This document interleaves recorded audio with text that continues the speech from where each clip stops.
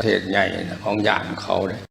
เขาจังได้ยังก็ได้ให้เขาเลยประเทศใหญ่ของญาติเขาเลยความคืบเป็นว่าผูกมิตรให้นักแน่นสายสัมพันธ์มิตรภาพพิเศษความบอกงามแต่ว่ามิตรมันเป็นมิตรแท้หรือว่ามิตรเทียมมิตรปอกลอกหรือว่ามิตรอย่างตามอาตมาเบิ่งไปแล้วมันยังเป็นมิตรปอกลอกทั้งภาคเหนือกับมิตรจีนมาคุ้มวัดมันมากกับมาในน้ำนักธุรกิจมาเซาดินเจ้าเฮ็ดสวนเฮ็ดโรงงานเฮ็ดอันนั้นเฮ็ดอันนี้มีบางเมืองบางแข่งเส้นสัญญากันคักแน่คอยให้เจ้ามาตั้งโรงงานได้อยู่แต่ว่าแห่งงานนี่ขอให้เจ้าหับเอาคนคอยความประสงค์คนก็อยากหางานให้ประชาชนตัวเองทำแห่งงานนี่คอยขอน้ำเจ้าให้เอาประชาชนคอยวิชาการของเจ้าบัดไม่เฮ็ดแล้วมันบ่ได้หัวซาน้ำซ้ำสัญญามันก็คนเอาแต่ลูกแต่ล้านมันนั่นมาเฮ็ดโดยเฉพาะด้านเศรษฐกิจด้านสังคมเศรษฐกิจมีอันใดอันของคนลาวเฮาสิออกหน้าออกตาเพราะอวดอ้างประเทศอื่นเวลาแขกต่างดาวชาวต่างเมืองมาเที่ยวประเทศลาวซื้อของติดไม้ติดมือเมื่อฝากลูกฝากหลานว่าสินค้าลาวไปเบิ่งห้านใดก็มีแต่ของไทยเบิดไปเบิ่งตึกใดก็มีแต่ของไทยของเวียดนามเบิดของลาวเจ้าสบู่ก้อนหนึ่งก็บ่มีตกเป็นขี้ข่าเขาทางด้านเศรษฐกิจเอาพื้นแผ่นดินลาวเพชรตลาดขายของให้เขาเพราะนี่โจมตีเพิ่นว่ามันแม่นโจมตีว่าความจริงเพื่อเตือนกันนี่ได้เตือนกันเงินก็แล่นขึ้นกับเขาไปหมดไปสนับสนุนไปเสียคนต่างชาติร้ายกว่าเสียคนตัวเอง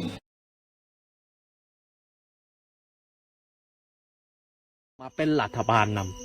ำคนลาวหลายคนก็ดีใจเอาธงสาสามหัวไปต้อนรับสุภานุวงศ์ตอนในเวลานั้นธงกาวงเดือนยังบ่มีพี่น้องคนก็ดีใจพี่น้องทหารพระราชอาณาจักรลาวกับปลดอาวุธก็พากัน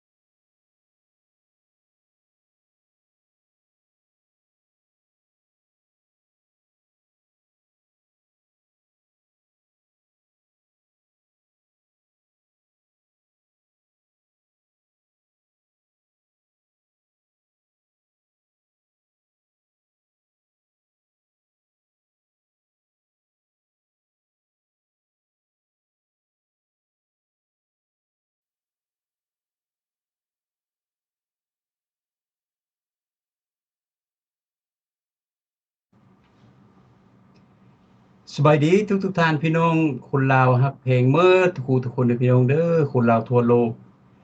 ยินดีเข้าสู่รายการพี่น้องนี่เป็นรายการสายเลือดเดียวกันพวกเขาส่ง พวกเราข้าพเจ้าเองผมได้คนลาวทั่วโลกสายเลือดเดียวกันพี่น้องดังนั้นข้าพเจ้าคิดว่าแต่ละทิศข้าพเจ้าอยากมีโอกาสมาปากมาเว้ามาลมกับพ่อแม่พี่น้องหรือว่าทานผู้ชมผู้ฟังหรือว่าคนลาวคนไทยคนอังกฤษคนผู้ใดก็อยากเข้าใจภาษาลาวอยากมาฟังนำกันเฮามาเว้าเพื่อหยังรายการสายเลือดเดียวกันเฮามาเว้าเพื่อหยังข้าพเจ้ามีจุดประสงค์อยากให้คนลาวเฮาทั่วโลกมีจิตใจสำนึกว่าบ้านเกิดเมืองนอนของพวกเขาแม่นประเทศลาว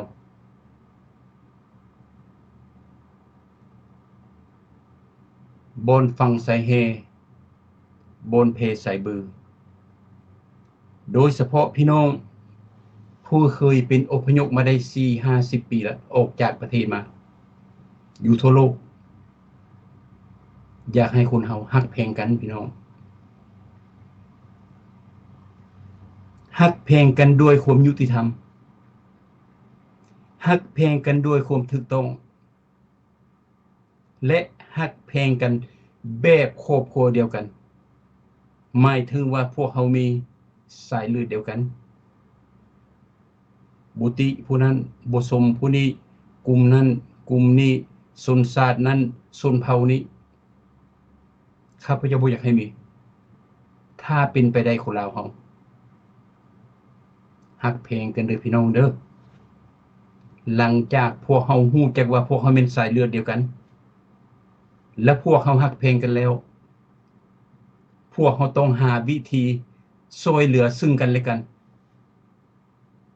คนหังช่วยคนทุกข์ผู้ใดมีเหือมีแฮงช่วยคนอ่อนแอผู้ได้เป็นรัฐบาลโดยเฉพาะรัฐบาลทางในประเทศต้องเบิ่งแยงประชาชนเพราะพวกเจ้าหมายถึงรัฐบาลลาวก็แม่นสายเลือดของคนลาวข้าพเจ้าหวังถึงอย่างใดก็ดีอันนี้แม่นความร้องขอของข้าพเจ้าเด้อพี่น้องเด้อร้องขอซะเพราะข้าพเจ้าออกมาขานอาสาออกมาเป็นขั้วสะพานไตให้คนลาวฮักแพงกันดังนั้นพี่น้องพวกเขาเกิดมาอายุบ่ฮอด200 ปีดอกเวลาพวกเขามีชีวิตอยู่ความรู้สึกความฮักความแพงซึ่งกันและกันระหว่างสายเลือดของพวกเขาหมายถึงคนลาวเฮามาอวยหน้าหากันข้าพเจ้าคิดว่ามันเป็นสิ่งที่ประเสริฐที่สุดดังนั้นมื้อนี้ข้าพเจ้าจะเว้ามี2เรื่องให้คนลาวเข้าใจบ่ได้มาบอกมาสอนผู้ใดเด้อพี่น้องเด้อข้าพเจ้าก็คนธรรมดานี่เด้บ่แม่นว่าโอ้ยนักปราชญ์อาจารย์บ่มาตั้งแต่ไสมันบ่แม่นลูกชาวไร่ชาวนาเป็นคนธรรมดาเฮ็ดอยู่เฮ็ดกินเฮ็ดลาเฮ็ดการเลี้ยงครอบเลี้ยงครัวธรรมดานี่ล่ะ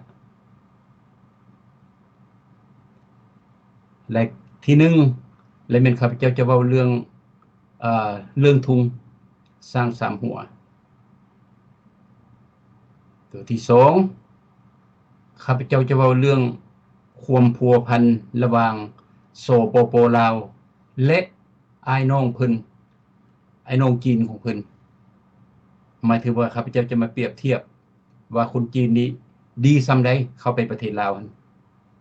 หรือว่าซัวส่ำใดดังนั้นก่อนจะเข้ารายการอยากเสนอให้น้องถาวรเปิด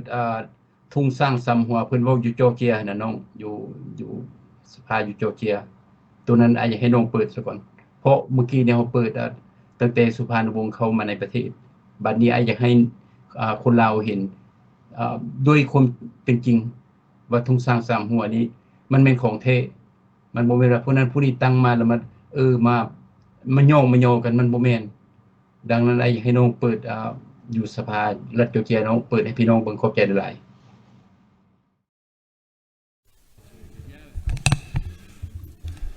Thank you, Mr. President. In just a few minutes, we'll pass a resolution, hopefully in this chamber, honoring the Laotian community in the state and those that fought alongside U.S. troops in Laos. We've got a group of veterans and members of the Laotian community in the chamber today. If they would please stand. During the Vietnam War, Laos became an unexpected battleground, and in collaboration with the CIA, they fought alongside the U.S. troops.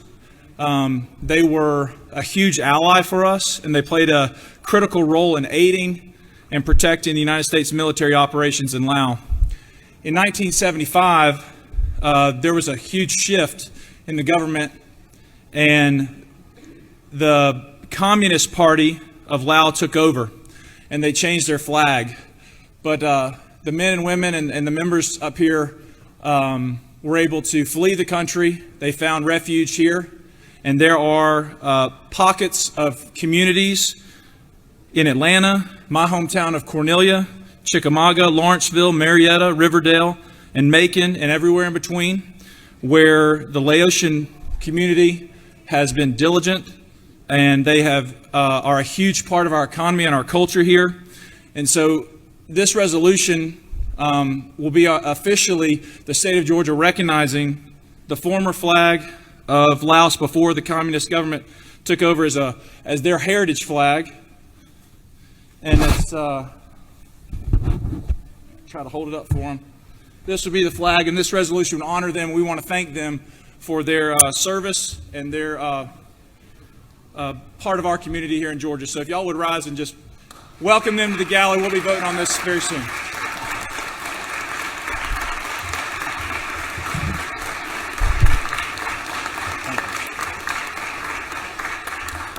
With that, Mr. President, I'll yield the well.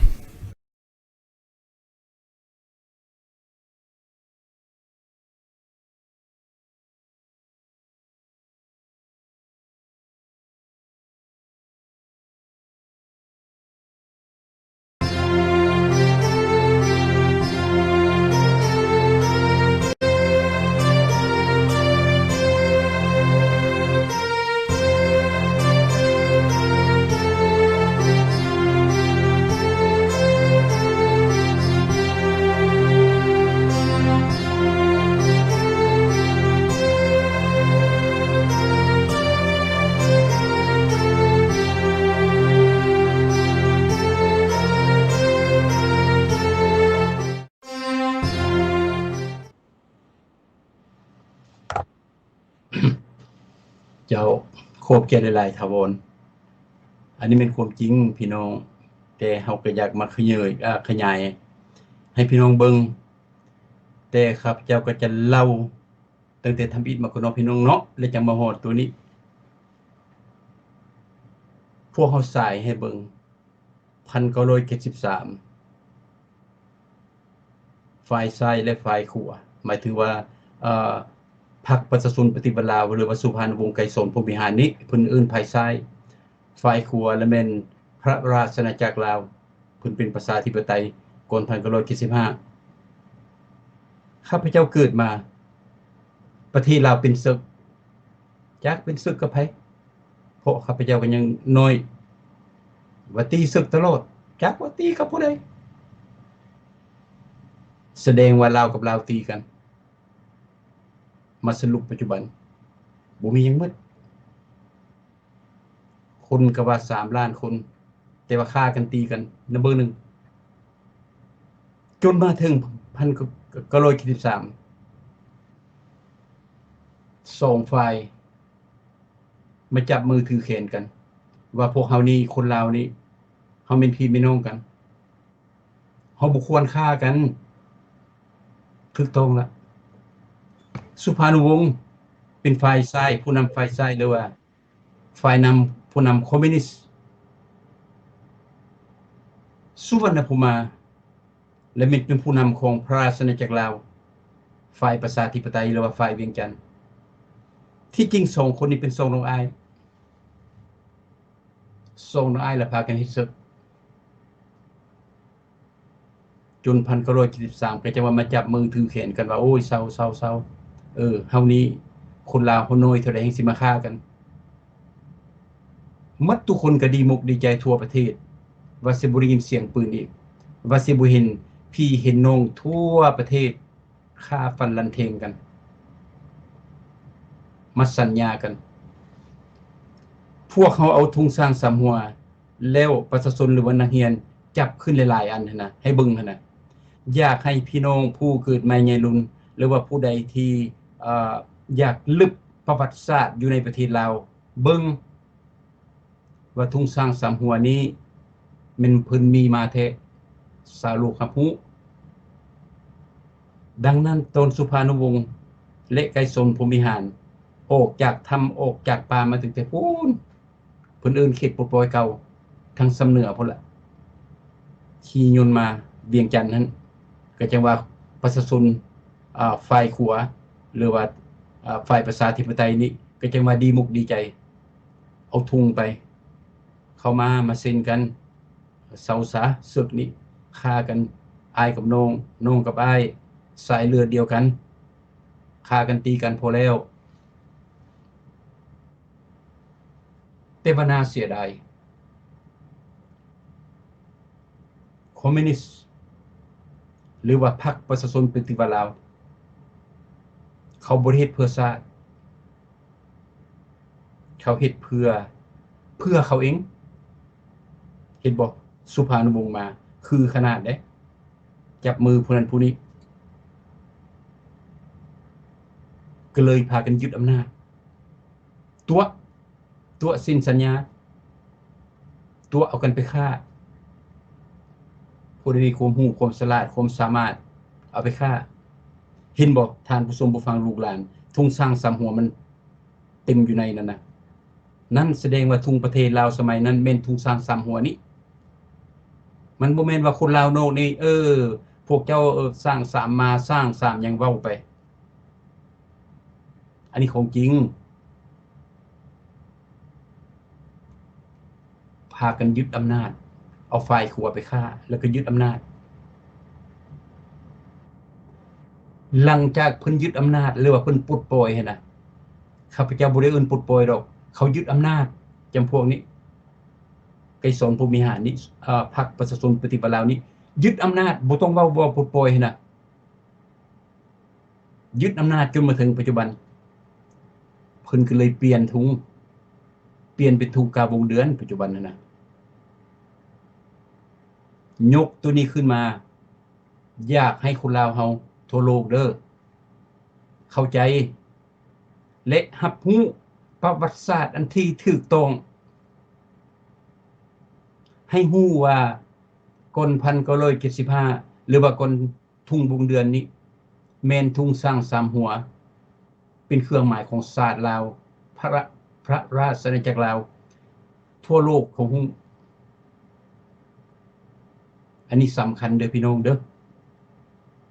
ข้าพเจ้าบ่ได้ยกขึ้นมาว่าโอ้จะสิมาตีประเทศลาวเนาะบ่แม่นอยากให้คนเราผ่านด้านอคติและรับเอาความจริง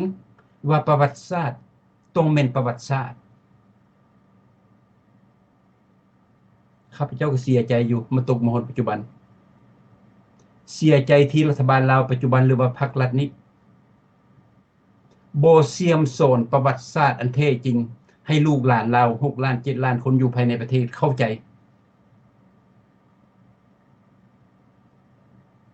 วิธีเพิ่นสอนลูกหลานหรือว่าประชาชนลาวปัจจุบันซ้ำกับว่าประเทศลาวนี่หากว่าเกิด1975เพราะก่อน75นั้นเขาบ่ได้เว้ารัฐบาลลาวนี่บ่ได้เว้าให้นักเรียนฟังว่าทุ่งสร้างสามหัวแม่นทุ่งของประเทศลาวก่อนพวกเขายึดอำนาจเพิ่นบ่เว้ามาเลยสอนตั้งแต่ทุ่งกาวงเดือนเห็นให้ลูกหลาน อยู่ภายในประเทศเกียรติสั่งทุงสร้างสามหัวเกียรติสั่งประเทศตัวเองประเทศลาวหั่นล่ะทุงสร้างสามหัวล่ะกนพันกิโลกิสิมาน่ะมันเป็นทุงของประเทศลาว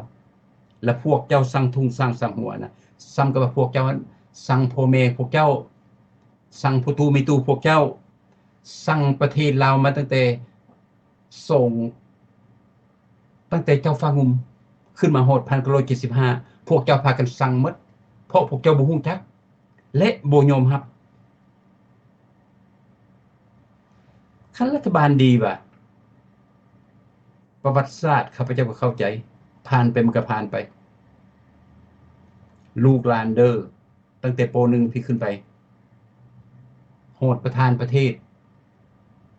ฮู้สมัยฟ้างุมเฮ็ดแนวนั้นสมัยไสเศรษฐาเฮ็ดแนวนี้สมัยเจ้าอนุเฮ็ดแนวนี้สมัยก่อน1975เฮ็ดแนวนี้การเมืองเพิ่นเฮ็ดแนวนี้ทุงเพิ่นทุงสร้างสามหัวอันนี้คนลาวธรรมดาจำเป็นต้องฮู้เพราะมันเป็นประวัติศาสตร์ข้าพเจ้าสายเลือดเดียวกันกับคนลาวสมมุติคนไปถามสมมุติต่างประเทศไปถามคนอยู่ในประเทศลาวหั่นถามไผก็ได้โอ้ก่อน1975ว่ารัฐบาลพวกเจ้านี่เพิ่นว่าเพิ่นปลดปล่อยนี่หั่นรัฐบาลเก่าหั่นเพิ่นใช้ทุงได้เนาะเพราะว่าประเทศลาวมันมาได้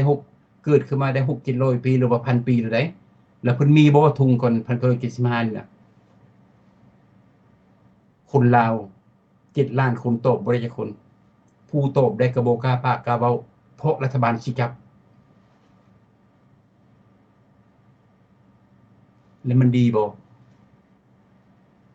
บ่ดีถูกต้องบ่บ่ถูกเพราะประเทศลาวนี่มันมีมาได้หลายร้อยหลายพันปีแล้วก่อน1975ก่อนสิมาเฮ็ดทุ่งกงกาบุงเดือนนี้1975นี่ถ้าหากว่าคนลาวฮู้น่ะมันก็เป็นความรู้สำหรับคนลาวเขามาถามชาติอื่นมาถามคนทุงตัวใดที่รัฐบาลเก่าเพิ่นใช้คนทุงกาวงเดือนนี่ผู้ใดก็ตอบได้ทุงสร้างสามหัวทานเอ้ยว่าซั่นงามปานหยังเขาก็ว่าคนลาวนี่ฉลาดฮู้จักประวัติศาสตร์ของประเทศตัวเองปัจจุบันพากันเรียนแต่มุมเสื้อปฏิวัติแล้วก็ทุงกะบุงเดือนหมดทุกหั้นเหลือนั่นก็ทับมั่งพากันตัวกันเจ้าย่องค่อยๆย่องเจ้ามีตั้งแต่กาบุงเดือนนี้มันบ่ถูกต้องพี่น้องบ่ได้ถูกต้องภาครัฐบ่ได้ถูกต้องท่านผู้แทนบ่ได้ถูกต้องท่านปอบ่ได้ถูกต้องบ่ถูกต้องเพราะพวกเจ้าบ่เรียนประวัติศาสตร์อันแท้จริงเฮ็ดให้คนลาวพร้อมด้วยผู้นำลาวหมดทุกคนเป็นคนโง่อันนี้ชาวโลกเขาเว้าเด้อข้าพเจ้าบ่อยากเว้าดอกเพราะคนลาวเองบ่เรียนประวัติศาสตร์ของตนเองก็เลยเป็นคนโง่คันเว้าถึงประวัติศาสตร์พวกเจ้าเว้ามาตั้งแต่1975นี้ได้49ปีหลังจากนั้นไป6-700ปีเด้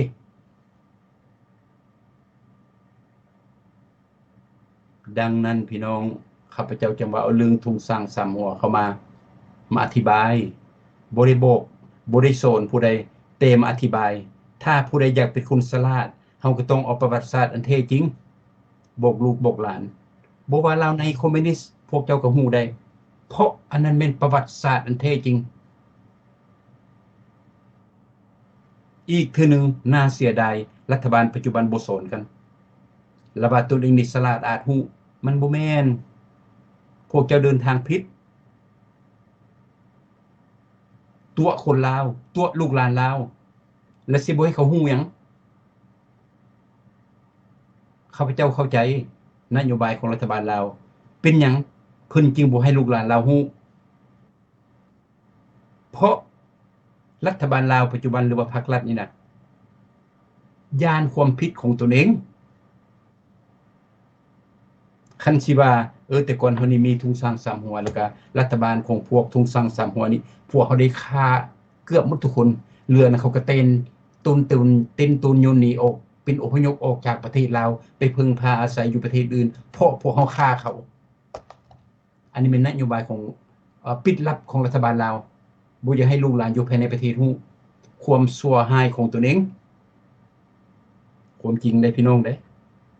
คันเว้าเรื่องทุ่งสร้างสามหัวซั่นแล้วเป็นปฏิการเป็นไขชาติเป็นเข็นฆ่าประชาชนเป็นเอาจักรพรรดิเข้ามาประเทศพุ่นโซนกันได้เว้าเดี๋ยวนั้นได้สร้างภาพเดี๋ยวนั้นเพื่อให้ลูกหลานปัจจุบันลูกหลานอายุ 5-60 ปีผู้ที่เกิดมานี้สั่งระบบเก่าสั่งความเป็นธรรมสั่งความที่ถูกต้องบ่มักเพราะรัฐบาลลาวเองบ่ดีเอาเจ้าชีวิตตนเองไปฆ่าเอาทหารเอานายพลเอาข้าราชการผู้ที่มีความรู้ความฉลาดความสามารถเอาไปฆ่าแล้วปกปิดไว้ทุกมือนี่นะเพื่อย่านประชาชนผู้เกิดใหม่ในรุ่นนี้ฮู้ความเผด็จการของตนเองก็เลยบ่อยากเว้าขึ้นมาเรื่องทุ่งสร้างสามหัวนี่ถ้าเพิ่นเข้ามานะมาจับมือถือแขนกันแล้วให้ประชาชนเลือกเอาหมดประเทศนั้นเลือกเอาพรรคประชาชนปฏิวัติลาวหรือว่าเลือกเอาพรรคคอมมิวนิสต์นี้แล้วก็บ่ฆ่าผู้ใดหั่นน่ะข้าพเจ้าว่าทุ่งสร้างสามหัวมันต้องอยู่ในประวัติศาสตร์ของสุพรรณวงศ์เขาบ่ทิ่มดอกแต่เขาฆ่าคนลาว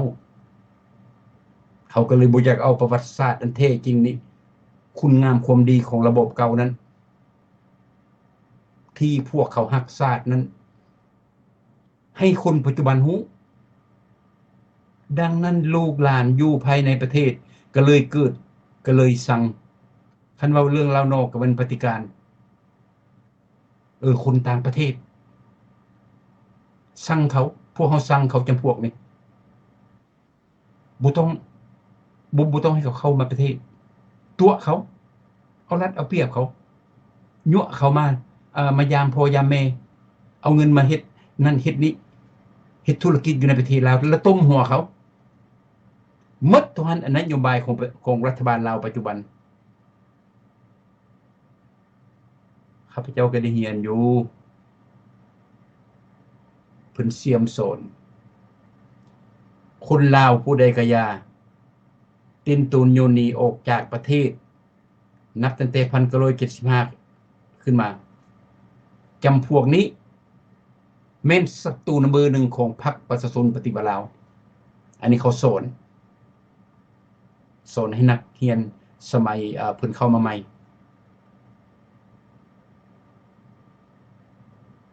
ข้าพเจ้ายกขึ้นมาพี่น้องอันนี้มันก็เป็นประวัติศาสตร์ละเจ้ายกขึ้นมาเจ้าได้หยังค่อยยกขึ้นมาเพื่ออยากให้คนเราเข้าใจและอยากให้คนเรารับรู้ประวัติศาสตร์ของประเทศตนเองนอกจากเราในแล้วเขาปฏิเสธเขาบ่รับรู้เขาสั่งเขาเกลียดทุ่งสร้างสามหัวนี้ย้อนมีพรรคมีรัฐเสียมสอนเขาอันนี้ก็บางเทื่อก็บ่อยากติปานใดเพราะผู้นำมีกฎหมายเผด็จการห้ามเด็ดขาดห้ามเว้าขึ้นมาห้ามเอามันเป็นตัวอย่างห้ามฮักบ่อยากเห็นเพราะประชาชนสิเห็นขี้พื้นของเพิ่นอันนี้ประชาชนก็เลยบ่กล้าปากกล้าเว้าข้าพเจ้าเข้าใจรุ่นข้าพเจ้านี่63 64 62 63นี่อยู่ประเทศลาวเต็มเขาฮู้อายุ 7-80 ฮู้ว่ารัฐบาลเก่ามันเป็นจังได๋น่ะแต่เขาบ่ปากบ่เว้าย้อนรัฐบาลปัจจุบันเผด็จการเขาจังว่าพากันยึดอำนาจ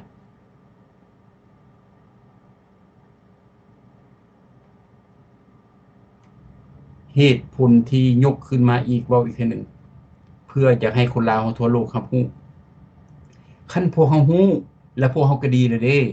มีลูกก็บอกลูกมีหลานเฮาก็บอกหลาน พวกเขามาแต่ประเทศลาวเด้อลูกเด้อหลานเด้อเป็นอพยพมาตอนนั้นเพิ่นเปลี่ยนการปกครองออกจากประชาธิปไตยเป็นคอมมิวนิสต์เพิ่นก็เข็นฆ่าผู้นั้นผู้นี้แล้วพ่อนี่ก็อยู่บ่ได้เพราะพ่อเคยเหตุการณ์แม่เคยเหตุการณ์นำรัฐบาลเก่าก็เลยได้เต็มตนอยู่นี้เพราะบ่อยากตายอันนี้ควรสอนลาวนอกเว้าให้ลาวนอกฟังอันนี้นะสอนผู้ใดอายุ60ปลายปีแบบข้าพเจ้านี่แสดงว่าเป็นนักเรียนมาจากประเทศลาวอายุ17-18ปีออกจากประเทศลาว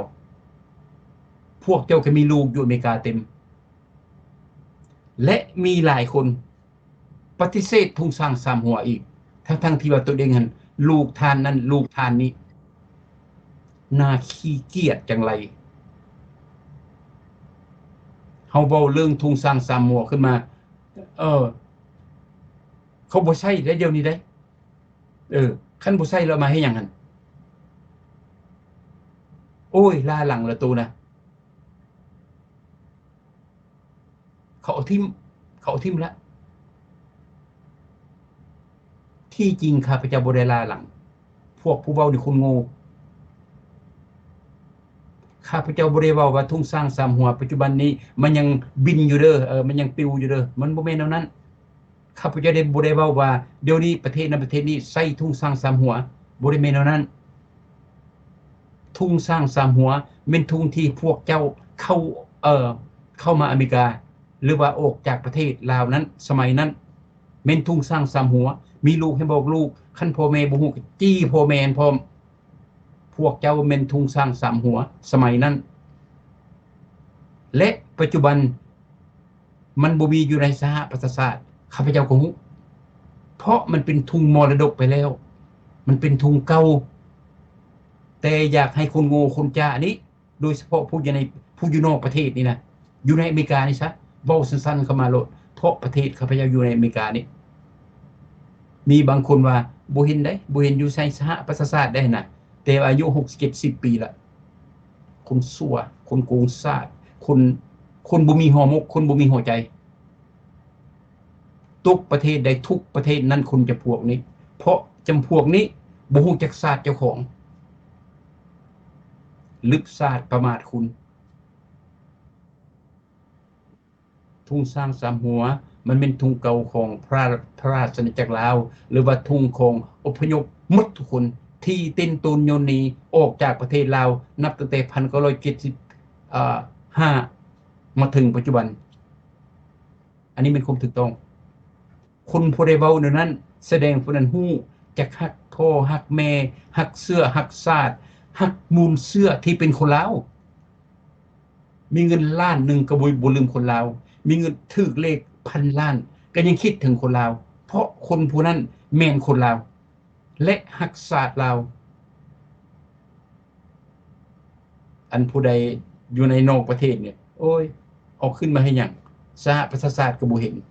เจ้าโง่ที่สุดมันสิเห็นไปจังได1975เขาเปลี่ยนทุ่งแล้วเพิ่นเอาพับไปแล้วแต่ยังเป็นประวัติศาสตร์อยู่เพิ่นเอิ้นว่าทุ่งมรดกให้เข้าใจคันพวกเจ้าบ่เข้าใจหรือก็เป็นสุดปานนั้นมีบางคนก็เรียนจบมาแต่ลิเซนั่นเวียงจันทน์นี่สวรรณเขตนั่นสวรรณเขตนี่ปากเซนั่นเพิ่นโม้เพิ่นคุยคันเว้าเรื่องทุ่งสร้างสามหัวหน้างำเขามิดอยู่วัดก็พออยู่วัดทั่วอยู่สมาคมก็พอสมาคมทุ่งสร้างสามหัวเป็นทุ่งพวกเฮาอพยพเฮาบ่ได้ฮักผู้ใดเฮาบ่สั่งผู้ใดแต่มันเป็นทุ่งพระราชอาณาจักรลาวมันหมายถึงทุ่งอพยพนี่แหละมานี่แหละแล้วเจ้าเอามานำมันสิเป็นหยังเอามาตั้งอยู่เฮือนเจ้ามันเป็นทุ่งเก่าแก่ของเจ้าเอาไปตั้งอยู่วัดมันเป็นสัญลักษณ์ของอพยพลาวเวลาพวกเจ้ามีประชุมไม่ห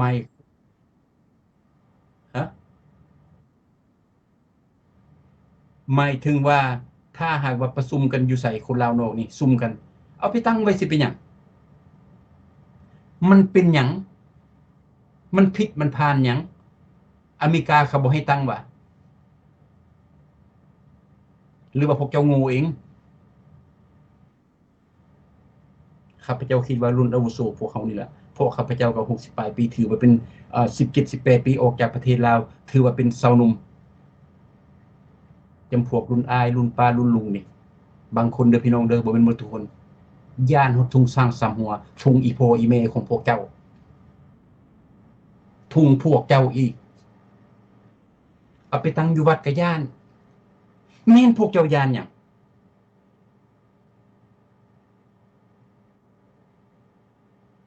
เอาไปตั้งอยู่เฮือนอยู่ศาลก็ย่านแม่นพวกเจ้าย่านหยัง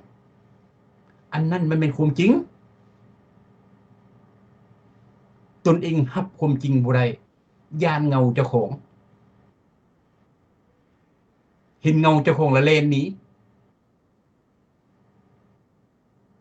จำพวกนี้แทนที่จะเอามาบูชาไว้ก็แม่นแล้วมันก็บ่เห็นแล้วอยู่สหประชาชาติเพิ่นเปลี่ยนแล้วเด้อันนี้บูติเพิ่นดอกเพิ่นยึดอำนาจแล้วก็อำนาจประเทศชาติการเมืองอยู่เพิ่นก็เปลี่ยนเป็นทุงกาวงเดือนอันนี้ก็เป็นทุงของพวกเฮาได้อันนี้ได้สร้างสำหัวนี่นะเพราะมันเป็นทุงประชาธิปไตยแล้วก็พ่อแม่เฮาเกิดได้ใหญ่มามันก็เห็นแท้อยู่ทุงตัวนี้สิให้ไปเห็นอยู่สหประชาชาติมันก็บ่มีแนวว่าเพิ่นเอาลงแล้วตั้งแต่1975งามบ่พี่น้องบอกลูกบอกหลานแล้วบอกผัวบอกเมียบอกตนเองพร้อม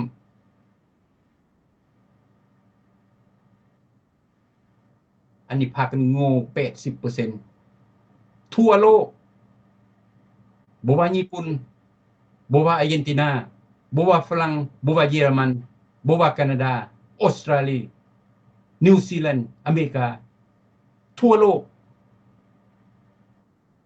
ย่านเงาเจ้าของย่านพ่อย่านแม่เจ้าของย่านเครื่องหมายของตนเองเป็นสันเป็นเซนไปเว้าอยู่วัดก็บ่ได้ปานนั้นว่าตนเองโอ้เฮานี่ก็บ่มักได้คอมมิวนิสต์นี่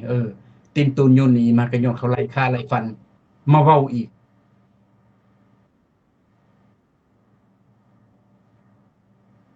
ได้ยินน้องโกกีเว้าหลายเทื่ออยู่โอ้ย่านคอมมิวนิสต์ได้คอมมิวนิสต์มันอยู่ไส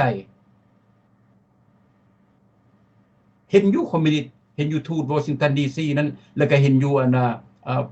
นิวยอร์กทูตลาวทูตสหประชาชาติอยู่นิวยอร์กนั่นเห็นอันนั้นเป็นคอมมิวนิสต์รับไปย่านเขาหยังเขามาเวียกเขาบ่เป็นทูตพวกเจ้าเด้อ by the way บ่เป็นทูตคนลาวอยู่ต่างประเทศเด้อพวกเจ้าบ่ได้มีชื่ออยู่ในบัญชีอยู่ในประเทศลาวเด้อย่าสุฝันพ่อลุงแม่ป้าพ่อตู้มีตู้บ่ต้องคิดว่านี่มันทูตเฮาได้หั่นน่ะสู้จะสุภาพกันคิดทูตสปปลาวทูตรัฐบาลคอมมิวนิสต์เขาส่งมาตั้งแต่พูนสปปลาวพุ่นอันนั้นก็เป็นท่านทูตเฮาได้บางคนเจ้าจะเห็นท่านทูตอเมริกาอยู่ในประเทศลาวบ่ไปเบิ่งอยู่ในอยู่เวียงจันทน์พุ่นอันนั้นเป็นทูตพวกเจ้าพวกเขานี่ล่ะอันนี้ทูตคอมมิวนิสต์อยู่ประเทศเขาส่งมาตั้งแต่ประเทศลาวมันมี2ทูตสหประชาชาติอยู่นิวยอร์กแล้วก็ทูตต่างหน้ารัฐบาลลาวก็อยู่วอชิงตันดีซีก็เป็นทูตเพิ่นก็เป็นทูตคนลาวเฮาล่ะบ่เขาเห็นพวกเจ้าน่ะพวกเจ้าไปลาวน่ะเขามันหน้าไว้หลังโลกโอ้สบายดีเจ้าเหลียวหน้าปึ๊บเขาเงมากอกใส่เพราะเขาโซนกันมาพวกเจ้าตีนตูนโยนีข้ามโขงนะข้าพเจ้าว่าอีกทีนึงเป็นศัตรูนัมเบอร์1ของพรรคประชาชนปฏิบัติลาวอันนี้ความจริงบ่ได้โจมตีผู้ใดเอาความจริงมาเปิดเผยให้คนลาวเฮาบ่อยากให้คนลาวเฮาสั่งกันเราในก็บ่อยากให้สั่งเรานอกเรานอกก็บ่อยากให้สั่งเราในแต่ให้มันมีความถูกต้องเอาความถูกต้องมากางไว้แล้วเดินตามเส้นทางตามความถูกต้องผู้ใดชั่วประนามหัวมันผู้ใดดีสรรเสริญเพิ่นอันนั้นเป็นความถูกต้องถ้าคนเฮามีความถูกต้องแล้วบ่มีผู้ใดสั่งผู้ใดดอกเจ้าชั่วเจ้าขายซาดจับเข้าคุกผู้ใดเจ้าเฮ็ดความผิดเจ้าขายซาด มันถูกต้องแล้วที่ศาลตัดสินเจ้าน่ะอันนี้เป็นความถูกต้องถ้าบ่มีความถูกต้องเฮาจะสั่งกันไปตลอดลาวนอกนี่มันดีโพดนิสัยดีที่สุดลาวนอกนะบ่อยากฆ่าบ่อยากฟันบ่อยากเอาเปรียบผู้ใดย่านบ้าไปเห็นคนลาวก็อีดูตนเพราะคนลาวอยู่ในประเทศนั้น80 90% เป็นคนทุกข์ยากเข็นใจลาวนอกอยากไปสู้ไปช่วยอันนี้ข้าพเจ้าสรรเสริญแต่ลาวในผู้ที่ถูกเสียมโซนออกกับลัทธิคอมมิวนิสต์นี้เขาบ่ได้เบิ่งคือพวกเฮาฆ่ามันจับมันศัตรูคนต่างประเทศเว้าให้คนลาวนอกเด้หน้ามันดีทางในเขาสูงบึดอยู่เขาจะฆ่าพวกเขาเขาอยากเอารัดเอาเปรียบพวกเขาไปโลดผู้ใดอยากไปลงทุนอยู่ประเทศลาวน่ะเอาเงินดอลลาร์ไปลงทุนเอาเงินกีบนี่แต่พวกเจ้านี่ล่ะไปนะตนเองมีเงินแล้วไปใช้แล้วมีชีวิตมักเป็นคนหังคนมีไปใช้ให้ชีวิตดีขึ้นเพราะตนเองมักนั้นและถูกต้องข้าพเจ้าบ่ได้ติดอกไปอย่าไปลาวน่ะไปจ่ายเงินจ่ายคำแล้วก็ไปอันอย่าซุมาเว้าเด้อันว่ามีเด้อมีเงินมีคำน่ะฮักบ้านเกิดเด้อหั่นน่ะอย่าซุมาส่วนเด็ดขาดแบกเงินดอลลาร์ไปแล้วไปขายเอาเงินกีบเข้ามาน่ะดอลลาร์นึงสิฮอด3ล้านละบ่ได้ติผู้ใดเด้อพี่น้องเด้อแต่เฮาร่วมกันยกให้กันเบิ่งบ่อยากให้ผู้ใดไปตกหลุมบ่อยากผู้ใดให้ผู้ใดไปตกนรกกลับคืนมาทุ่งสร้างสามหัวผ่านมาข้าพเจ้าอธิบายเรื่องสุภานุวงศ์เข้ามาในประเทศลาวมีประชาชนลาวเอาทุ่งสร้างสามหัวแต่ละคนยกขึ้นมาแล้วพวกเขาก็สายให้เบิ่งตัวนั้นมันเป็นโครงกลางบอกว่าทุ่งสร้างสามหัวนี่มันแม่นแท้มันบ่แม่นว่าท่านนั้นท่านนี้หรือว่าข้าพเจ้านี่มันสร้างขึ้นมันยกยอโปปั้นกันขึ้นแต่ระบบเก่ามันซัวซ่าล้าหลังมันบ่แม่นเฮามาสายให้เบิ่งมาบัดนี้ที่แรกที่คนนี่อยู่รัฐจอร์เจียมันก็มีหลายบนเด้อพี่น้องเด้อฮับเอาทุ่งสร้างสามหัวน่ะอยู่รัฐข้าพเจ้าก็มียูโรเวล10ปลายปี20ปีผ่านมาเพิ่นก็มีเฮ็ดแบบจอร์เจียนี่ล่ะแต่ไม่สุด 2-3 มื้อ 4-5 มื้อผ่านมาอยู่รัฐจอร์เจียเห็นบ่ผู้นำอยู่ในรัฐจอร์เจียเอาไปเว้าอยู่สภาของแขวงเขารับรู้ว่าทุ่งสร้างสามหัวนี้มาจากประเทศลาวของแท้บ่ได้แม่นใส่ร้ายป้ายสีหรือว่าปรุงแต่งสร้างภาพขึ้น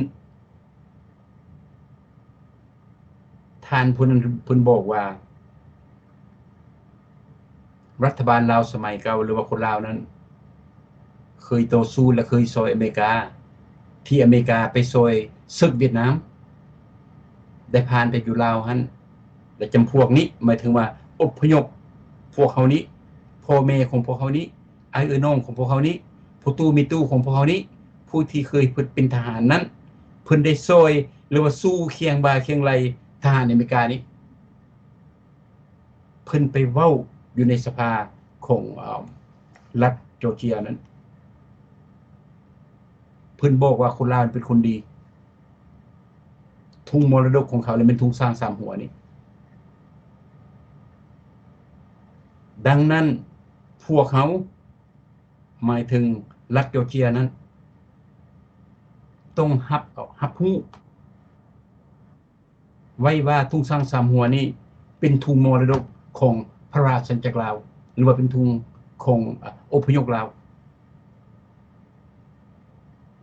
อยากให้พี่น้องป้องปายผู้ที่บ่เข้าใจโดยเฉพาะพี่น้องอยู่ภายในประเทศพวกท่านบ่เข้าใจข้าพเจ้าบ่ได้ติดอกเพราะรัฐบาลพวกเจ้าเองสร้างความโง่สร้างความบ่ฉลาด บทสอนประวัติศาสตร์ของคนลาวอันแท้จริงให้พวกทานอยู่ภายในประเทศเฮ็ดให้พวกทานบ่เข้าใจบ่ฮู้และเกลียดชังทุ่งสร้างสะหัวซึ่งเป็นทุ่งของประเทศลาวเอาออกมาสายให้เบิ่งเพื่อให้เป็นของกลาง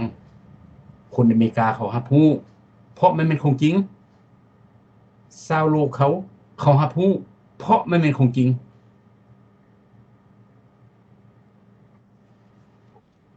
ก่อนจะลืมข้าพเจ้าขอสรรเสริญขอตบมือให้พี่น้องคนลาวอยู่ที่รัฐจอร์เจียนับตั้งแต่พ่อลุงแม่ป้าพ่อตู้แม่ตู้หมู่กองสองสันลูกหลานที่เฮ็ดเวียกเล่นเต้นหรือว่าวิ่งเต้นเอาทุ่งสร้าง3หัวนี้ขึ้นไปหาสภารัฐจอร์เจียอันนี้เป็นเวียกพวกเจ้าองหัวย่างต่างตีนเพื่ออยากให้คนลาวเข้าใจเพื่ออยากให้ลูกหลานของคนเฮาทั่วโลกรับรู้และเพื่ออยากให้รัฐบาลอเมริกาทั่วประเทศโดยเฉพาะรัฐจอร์เจียเพิ่นเว้าปัจจุบันรับรู้และเพิ่นเซ็นเอาไว้อันนี้เป็นคุณงามความดีของพวกทานหมดทุกคนที่เอาทุ่งสร้าง3หัวนี้ขึ้นไปสภาข้าพเจ้าขอสรรเสริญ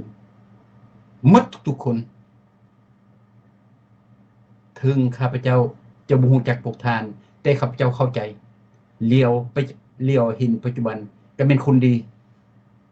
คนจำพวกนี้คนดีเพราะคนจำพวกนี้เป็นสายเลือดของคนลาวทึกกับรายการของข้าพเจ้าสายเลือดเดียวกันพวกท่านเป็นคนฮักเสื้อเพลงชาติแท้ที่เต้าโฮมเอาลูกหลานผู้ที่เกิดอยู่ในอเมริกาแล้วอธิบายให้เขาฟังเขาก็พากันไปซอยพ่อตู้แม่ตู้ซอยพ่อซอยแม่จนถึงสภาและสภาก็ได้เซ็นสัญญาไว้ว่าทุ่งลาวนี้เป็นสร้าง3หัวนี้เป็นทุ่งของพระยกลาวหรือว่าทุ่งของพระราชจักรลาวขอสรรเสริญถึงพวกท่านจะบ่มีความรู้ความสามารถเพราะพวกท่านมีอายุสูงมาแต่ประเทศลาวแต่พวกท่านบ่เคยลืมพวกท่านนำลูกนำหลานนำน้องนำนุ่งนำพาหมู่คู่ไปเฮ็ดแนวนี้แม่นสิ่งที่ประเสริฐข้าพเจ้าขอขอบคุณขอบใจหลายๆพี่น้องผู้ใดเป็นอพยพอยู่ทั่วโลกได้ฟังรายการของพระเจ้าปัจจุบันควรสรรเสริญคนกลุ่มนี้พี่น้องลาวเฮานี่แหละอยู่ในรัฐจอร์เจียสรรเสริญเพิ่นเพราะเพิ่นเป็นคนกล้าสามารถและบ่น่าอายฮู้จักว่าเฮาเป็นคนลาวฮู้จักว่าทุ่งสร้าง3หัวนี่แม่นทุ่งมูลเสื้อของพวกเฮาทุ่งมรดกของพวกเฮาต้องยกมันไว้อย่าสุดไปให้คอมมิวนิสต์อยู่ในประเทศลาวเว้าดูหมิ่นประมาท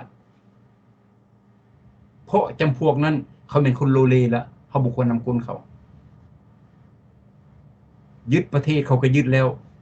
แต่เขายังมาเกลียดสั่งทุ่งสร้าง3หัวโดยบ่มีเหตุโดยบ่มีผลแทนที่มันเป็นทุ่งประวัติศาสตร์เขียนใส่ปืนใส่โสไว้ให้ลูกหลานเรียนแล้วก็ไปปะไว้หอสมุด100 ปีต่อไปคุณไปอ่านก็ให้ฮู้คนยึดอำนาจคน75เป็นทุ่งสร้าง3หัวแล้วมันจะให้คนลาวเป็นคนศิษลาดอาจฮู้จักประวัติศาสตร์ของตนเองดังนั้นพี่น้องพวกเฮาโดยเฉพาะคนพี่น้องอยู่ภายในประเทศอเมริกานี้พวกเฮาเบิ่งเพิ่นเด้ออันนี้มันแบนแยงของพวกเฮาเพิ่นบ่ได้เงินได้คำหยังดอกบ่มีผู้ใดจ้างเพิ่นไปเฮ็ดดอกแ แต่ด้วยจิตสำนึกด้วยจิตใจของคนเสื้อสาดลาวสัญชาติอเมริกาที่บ่เคยลืมที่ไปที่มาของตนเองและบ่เคยประมาทญาติทานพ่อแม่ผู้ตู้มีตู้หรือว่าผู้ที่สร้างประเทศลาวมาได้หลายร้อยปีมาแล้วบ่เคยได้ประมาทไปตกใส่เฮาก็แม่นคนทุ่งสร้างสามหัวพวกเขานี่นะตัวก็บ่ได้ตัวก็ตัวเจ้าของคนโง่คนซั่วตัวเจ้าของนะอายุเท่าใดข้าพเจ้าก็บ่ได้เกี่ยวแม่นเอามาหยังหั่นมาประมาทหั่นน่ะข้าพเจ้าบ่ได้สนและข้าพเจ้าจะบ่นำคนบ่อยากได้ยินบ่ได้ยินคนซั่วผู้ใดบ่ฮักคนลาวผู้ใดประมาทญาติทานคนลาวข้าพเจ้าบ่มักบ่ต้องมาเดินทางกันผู้ใดเอารัดเอาเปรียบคนลาวบ่ต้องมาเดินทางนำกันเจ้าบ่ฮับทุ่งสร้างสามหัวแล้วถ้าเจ้ามาเป็นหมู่ค่อยมือใดมือหนึ่งเจ้าก็สิทิ่มค่อยมือใดมือหนึ่งเจ้าเป็นคนดีแล้วเจ้าหังเจ้ามีแล้วเจ้าก็ทิ่มค่อยคือเก่าเพราะมันเป็นนิสัยของเจ้า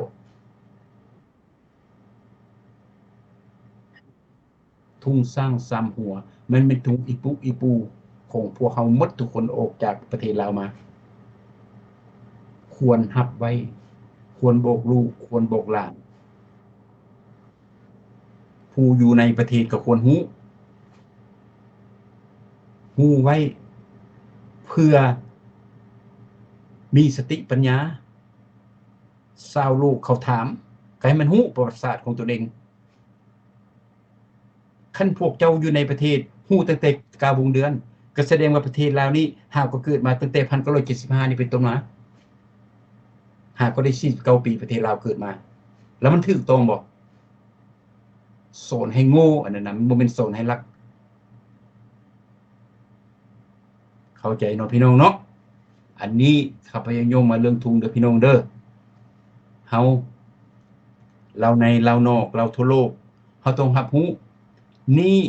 หรือว่าทุ่งสร้างสามหัวนี้แม่นทุ่งมรดกของคนลาวมีหลายคนมาเว้าโซ่เว้าซนสิจักเถียงหั่นน่ะมาเถียงโลกมักเถียงข้าพเจ้านะมักเถียงมักอัดคนมักคนผู้บ่ดีเด้อพี่น้องเด้อคนดีข้าพเจ้านบเด้อผู้บ่ดีนี่มักหรอกมักโดยเฉพาะผู้เป้าหลายๆอยู่ในอเมริกานี่หรือว่าทั่วโลกนี่โอ้ยแม่นเอามาตั้งแต่ไสไปเบิ่งอยู่ซ่าประสาทก็บ่เห็นไปเบิ่งอยู่ประเทศลาวก็บ่เห็นนะแต่ว่าอายุได้60-70 ปีแล้วนะมักอยากเจอกับพวกนั้นล่ะเพราะอยากสั่งอยากสอนเขางูนั่นนี่ก็ยังมีอยู่2025ละทุ่งสร้างสามหัวมันเป็นทุ่งเก่าของประเทศลาวของพระราชอาณาจักรลาวหรือว่าเพิ่นเอิ้นว่าทุ่งมรดกสิไปหาสหประชาชาติมันก็บ่เห็นแล้วพวกเจ้าจะเห็นเปิดเบิ่งกูแม่ก่อน1975แม่นทุ่งหยังอยู่ประเทศลาวว่าซั่นแม่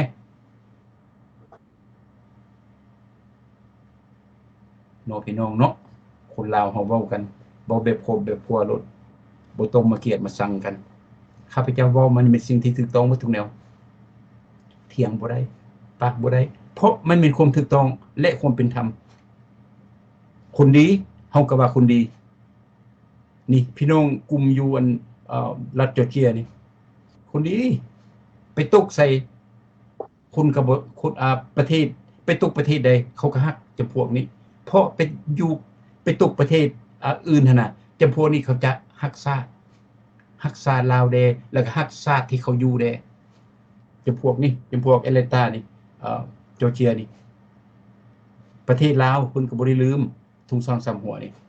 ประเทศอเมริกาเพิ่นก็ฮักเพราะอเมริกาเป็นประเทศของเพิ่นปัจจุบันพวกเขาจังเอิ้นกันว่าลาวซุนอเมริกันเสื้อชาติลาวแต่สัญชาติอเมริกาไปตกใส่ก็มีล้ำค่าของประเทศจำพวกนี้ประเทศมีศึกจำพวกนี้เขาสู้เด้เขาบ่ได้หนีข้าพเจ้าฮู้เพราะเขาเป็นเขารับรู้และเขาเป็นนักต่อสู้เขาเป็นคนความจริง มักความจริงมาปากมาเว้าสองเป็น4เป็นศึกเขาก็ได้สู้ป้องกันอเมริกานี่ล่ะเพราะปัจจุบันเพิ่นเป็นคนอเมริกาล่ะเฮาโดยเฉพาะพี่น้องคนลาวอยู่ภายในประเทศอเมริกาพวกเฮาต้องเบิ่งเพิ่นเฮียนได้พี่น้องได้เฮ็ดแนวนี้บ่แม่นเรื่องชั่วเด้ข้าพเจ้ายกมาสรรเสริญปัจจุบันนี้นะข้าพเจ้านับถือหมดทุกคนนับแต่ลูกแต่หลานขึ้นไปถึงพ่อตู้แม่ตู้พ่อลุงแม่ป้าไผเอื้อยคนแนวนี้ทุกข้าพเจ้าก็มักข้าพเจ้ามักใจข้าพเจ้ามักสิทธิของตนเองฮู้จักปากฮู้จักเว้าและฮู้จักว่าตนเองนี่แม่นหยังหังก็ว่าหังทุกข์ก็ว่าทุกข์อเมริกาก็ว่าอเมริกาทุ่งสร้างสามหัวก็บ่ทุ่งสร้างสามหัวบ่ควรเอาไปตัวกันบ่ควรเอาไปเสื่องไว้บ่ควรละอายเข้าใจบ่พี่น้องเว้าทุกสิ่งทุกอย่างสรุปแล้วข้าพเจ้าจะให้คนลาวหักคนลาวข้าพเจ้าจะให้คนลาวเอาความจริงมาปากมาเว้าและอยากให้คนลาวฮู้จุดยืนของตนเองเฮาเป็นลาวซุนอเมริกันเฮาเป็นคนลาวแต่สัญชาติอเมริกาเฮาก็เว้าอย่าเว้าได้โอ้ประเทศลาวมันประเทศเฮาได้no ประเทศลาวบ่เป็นประเทศเจ้าน้ำเจียน้ำโซประเทศเจ้าและประเทศอเมริกานี่เจ้าไปถามอยู่ไสก็ถามโลดเจ้าจะไปประเทศจีนก็ไปถามโลดเจ้าบ่ได้เว้าว่าเขาบ่เชื่อว่าจะเป็นคนลาวหั่นน่ะโอ้ยเขาเป็นคนลาวเด้ออีพ่อจีนเด้อว่าซั่นเขาหัวขวนเขาว่า no เจ้าเป็นคนอเมริกาและตนเองบ่ฮู้จักที่ไปที่มาของตนเองแม่นอยู่ประเทศใดก็ยังบ่ฮู้ว่านกพัดมีหูว่าหนูพัดมีปีกจำพวกนี้ไปอยู่น้ำนกก็บ่ได้นกไล่หนีเพราะตนเองมีหูไปอยู่น้ำเจียก็บ่ได้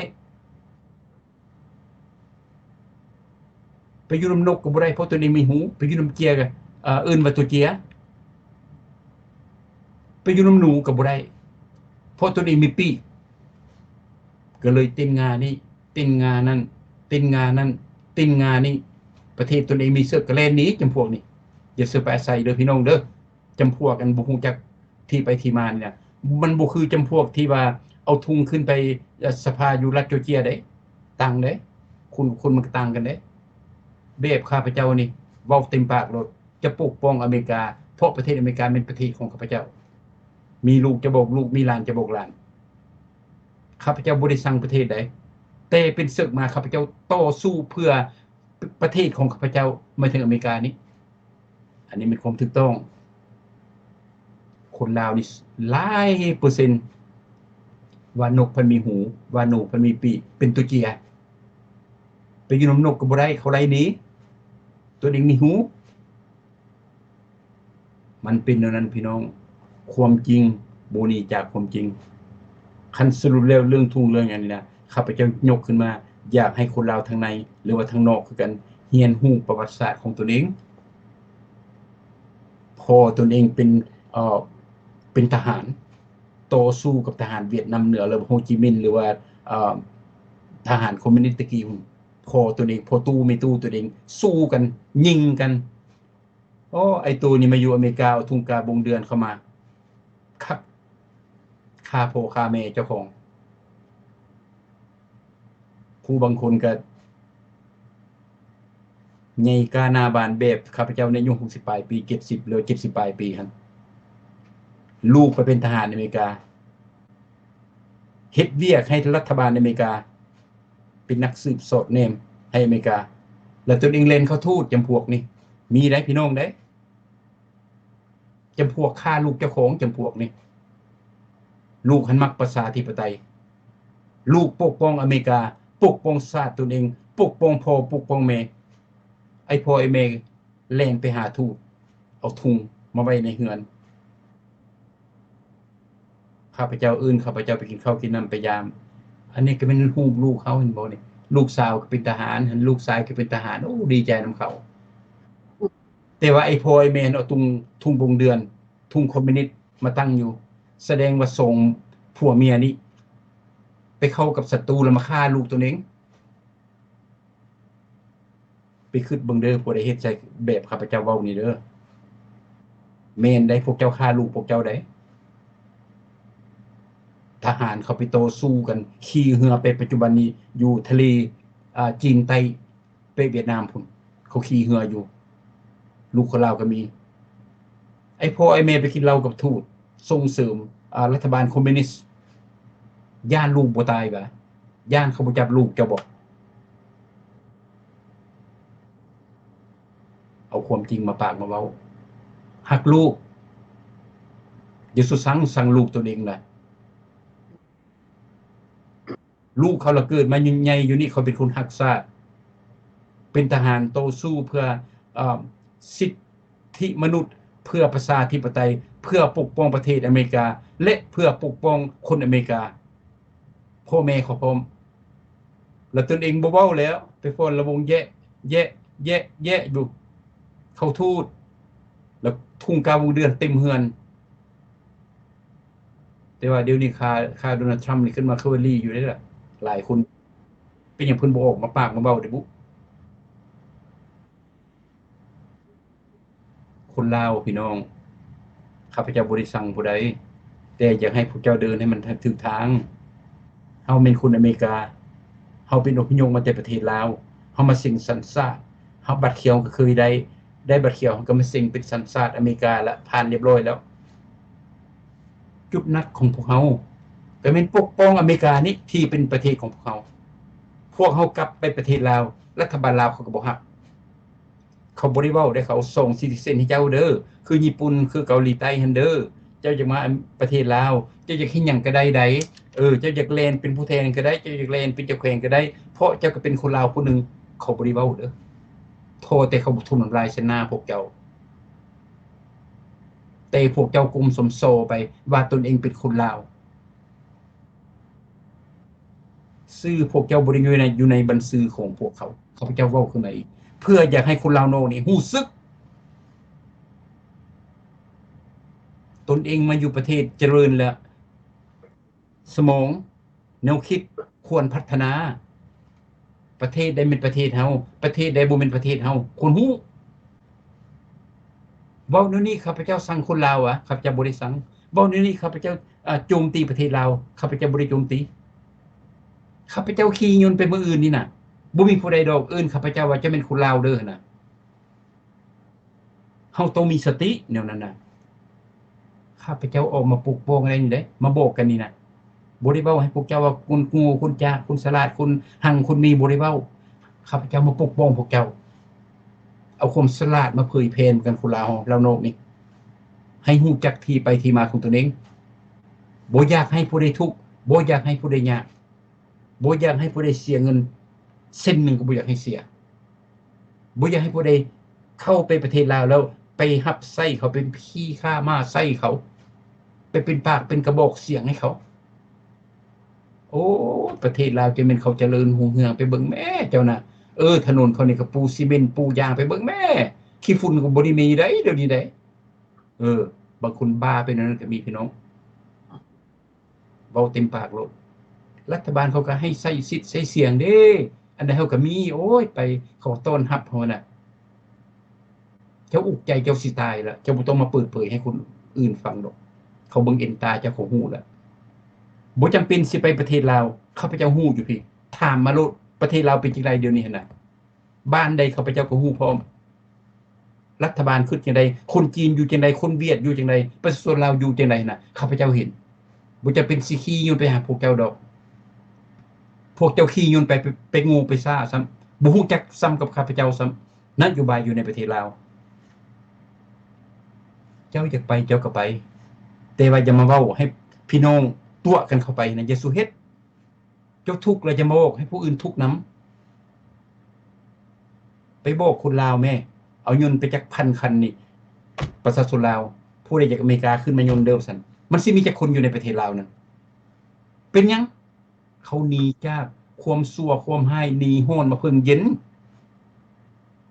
อันนี้ก็ความจริงเลยอย่าซุมมาตัวมาปากมาเว้ากันพี่น้องเข้าใจเนาะพี่น้องเนาะอันนั้นเว้าเรื่องทุงจบเข้าไป บัดนี้ข้าพเจ้าจะมาเว้าถึงเรื่องหมู่คู่หรือว่าเพื่อนฮักเพื่อนเพลงของรัฐบาลลาวเป็นสะเฮยเกยฮักเพิ่นไปพุ่นกินปลามาพีกินซีนตกน้ำก็ตกน้ำกันไฟไหม้ก็ไหม้น้ำกันทุกข์ก็ทุกข์น้ำกันยากก็ยากน้ำกันสปจีนรัฐบาลลาวโอ้โยมโยสรรเสริญแต่คนข้าพเจ้าจะเว้าข้าพเจ้าเห็นคลิปตัวหนึ่งให้พี่น้องเบิ่งเด้อพี่น้องเด้อข้าพเจ้าบ่เว้าละอยากให้น้องถาวรเปิดให้เบิ่งจักเล็กจักน้อยขอบใจหลาย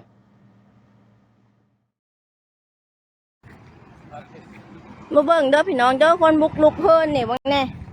คอยยังไปตื่นนอนเลยนี่จักมาจะใส่ผู้เบิ่งแน่ลุงพลมาเบิ่งแน่นี่คนมาบุกลุกนี่มาเบิ่งแน่จักเข้ามาได้จังได๋แน่เฮือนยังบ่ได้เปิดอยู่น่ะคนจีนน่ะโอ้ข้อยบ่ได้อนุญาตให้จุเจ้าเข้ามาเฮือนข้อยได้จุเจ้าสิบุกลุกเข้ามาได้จังได๋เพื่อนข่อยยังบ่ได้เปิดในข่าวแล้วเจ้าไข่เข้ามาเลยลุงบางแน่นี่ว่าบ่ได้อนุญาตให้เข้าเฮือนข่อยได้เพื่อนข่อยยังบ่ได้ไข่เจ้าบุกเข้ามาเลยนี่น่ะประตูก็บ่ได้ไข่โอ้กูสิมาพิลึกพิลามแท้โอ้เฮงจะแล้วมันแน่บนอย่างกะบุกเข้ามาหูประตูหานคอยยังไม่ได้เปิดเลยเจ้าของเฮือนบอกให้เข้าปฏิบุกลุกเข้ามาได้จังใดโอ้พี่ลูกแท้ทุเจ้านี่ตักแล้ววันนี้ไห่วาลาได้เลยลุงมีแต่คนจีน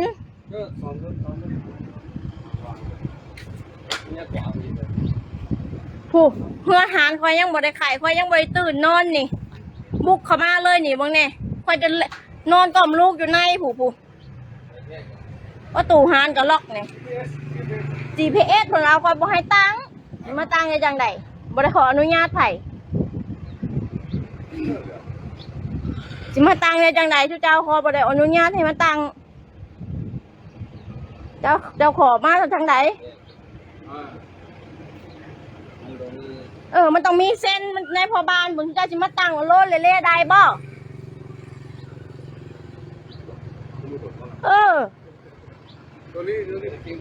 บ่ค่อยบ่ได้อนุญาตเจ้าสิเข้ามาได้จังได๋ขอยบ่ได้อนุญาตให้เซ็นโทรลุงโทรถามมันหมู่จะดูหาคือง่ายแท้โอ้บุกลุกเข้ามาเฮือนเลยเนี่ยคอยบ่ได้ไขประตูเลยคือง่ายแท้วะสิเฮ็ดหยังก็ได้บ่บ้านเมืองนี่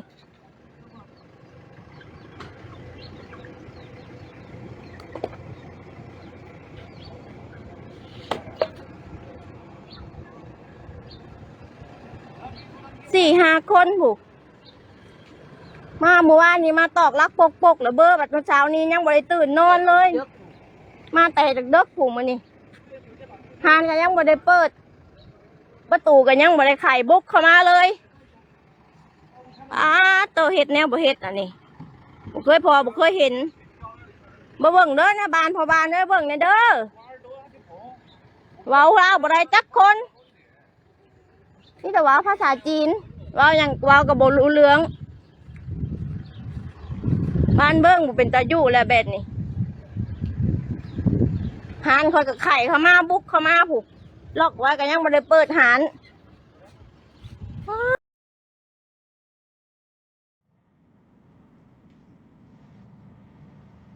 นั่นแมนคนจีนเข้ามาอยู่ในประเทศเรา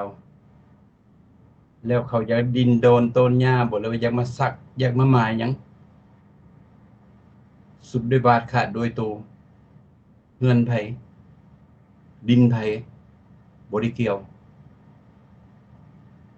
โยนหยังโยนกันนำพาของภาครัฐหรือว่ารัฐบาลพวกเจ้าเองเด้อบ่แม่นไทยบ่แม่นญี่ปุ่นบ่แม่นอเมริกาบ่แม่นออสเตรเลียบ่แม่นผู้ใดรัฐบาลพวกเจ้า เพิ่นลุมกัน10-20ปีผ่านมาให้จีนนี่เข้ามาภาษาภาษาให้ประเทศเฮานี้ลาวนั้นหลุดพ้นออกจากความทุกข์ยากอันใดเฮาก็เห็นมีดังนั้นเฮาก็ต้องได้อนุญาตให้จีนเข้ามาเฮ็ดเศรษฐกิจอยู่ในประเทศลาวให้เขานั้นมีสิทธิ์มีเสียงภาษาประเทศลาวเฮาก็สิเจริญรุ่งเรืองพุ่นละเกาหลีใต้พุ่นละเฮานะหรือว่าญี่ปุ่นหรือว่าอเมริกานี่สิก็สิน่าอายเฮาเพราะว่าจีนนี่เพิ่นก้าวหน้าหลายและเขามีจิตใจที่กว้างขวางเขาฮักคนลาวอันนี้เป็นรัฐบาลกับรัฐบาลร่วมกันเด้ประชาชนบ่ได้มีส่วนยุ่งเกี่ยวประชาชนบ่ฮู้เพิ่นก็เลยตัดสินใจสุดด้วยบาดขาดโดยตัวบ่ถามบัดญาได้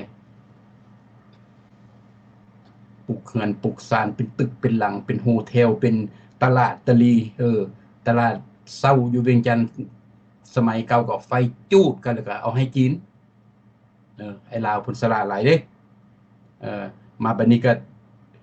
ด้านการอยู่การกินการเฮ็ดเวียกการเฮ็ดการเลี้ยงปูเลี้ยงปลาเศรษฐกิจทุกสิ่งทุกอย่างก็แม่นเอาให้จีนสัมปทานเสียที่สุดสัมปทานที่ดินตัวนี้แม่นการทำลายชาติตัวนี้แม่นการเค้นฆ่าประชาชนของตัวเองตัวนี้มันเป็นการที่รัฐบาลที่บ่มีความรู้ความสามารถและบ่รู้จักอนาคตของชาติที่ให้คนจีนนิสัยเสียนี้เข้ามาประเทศตัวเองพี่น้องเห็นบ่คนจีนเขาเฮ็ดหยังข้าพเจ้ามีฮอด100-6,000 คลิปที่คนจีนกดขี่ข่มเหงประชาชนลาวจักว่าตีจักว่าฆ่าจักว่ามัดเปโซกจักว่าไฟฟ้าสดแต่เฮาบ่อยากเอาออกจาก Facebook เพราะสิ่งเหล่านั้นมันเป็นสิ่งที่บ่ดีบ่มีสิทธิมนุษย์โลกรังเกียจข้าพเจ้าก็เลยบอกว่าถาวรเฮาบ่ต้องเอาออกเอาแต่ตัวนี้แม่ใหม่นี่เขาย่างเข้ามาในขี้ดินขี้ดอนแล้วก็สินั้นเฮ็ดนี้ให้ประชาชนลาวแค่อยู่ซ้ำกับว่าตนเองนี่บ่มีรัฐบาลที่จะมาปกป้องประชาชนหมดทุกคนพวกเจ้าอยู่ในประเทศขอบใจรัฐบาลเด้อภาครัฐนั่นล่ะสลาดหลายปอเต็มประเทศความคิดความฝันของเพิ่นนั้นอนุญาตให้คนจีนมาสร้างธุรกิจอยู่ในประเทศลาวแล้วหาเวียกหาการให้ประชาชนลาวแล้วเศรษฐกิจลาวก็สิดีขึ้นดอกเขาก็เว้าแล้วเขาใส่หัวคนจีน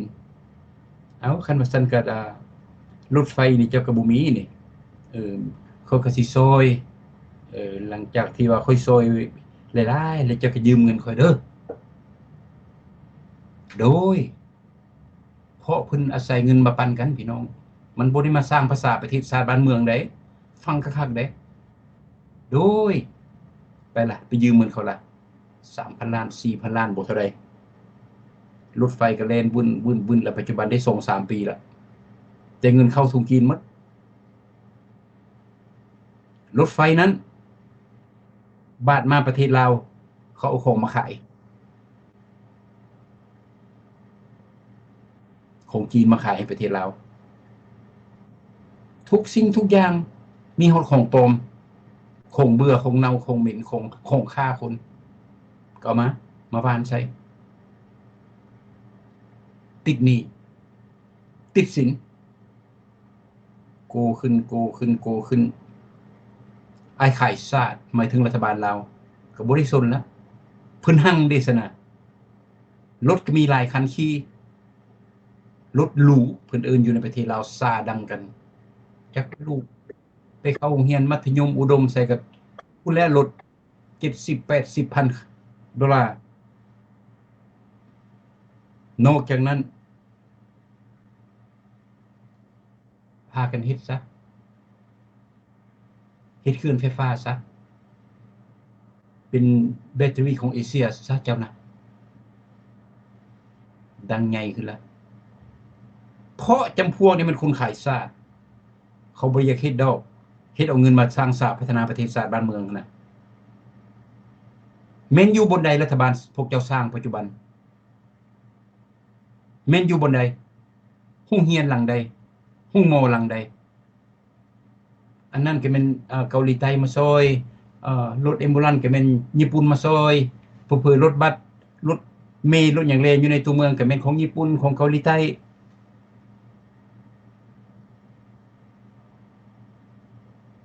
โอ้เฮามี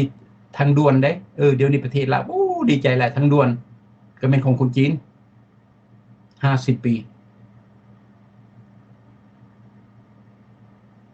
โอ้ยท่านเป็นเอ้ยเฮือนหลังสูงๆเต็มได้ประเทศลาวได้สมัยตะกี้บ่มีได้มาเบิ่งแม่10ชั้น20ชั้นได้ปัจจุบันมันแม่นเฮือนของคนลาวบ่หรือว่าเฮือนของจีนของเวียดคิดพี่น้องจำพวกนี้หมายถึงคนจีนคนเวียดนี่นะเขาจะบ่ให้ชาติอื่น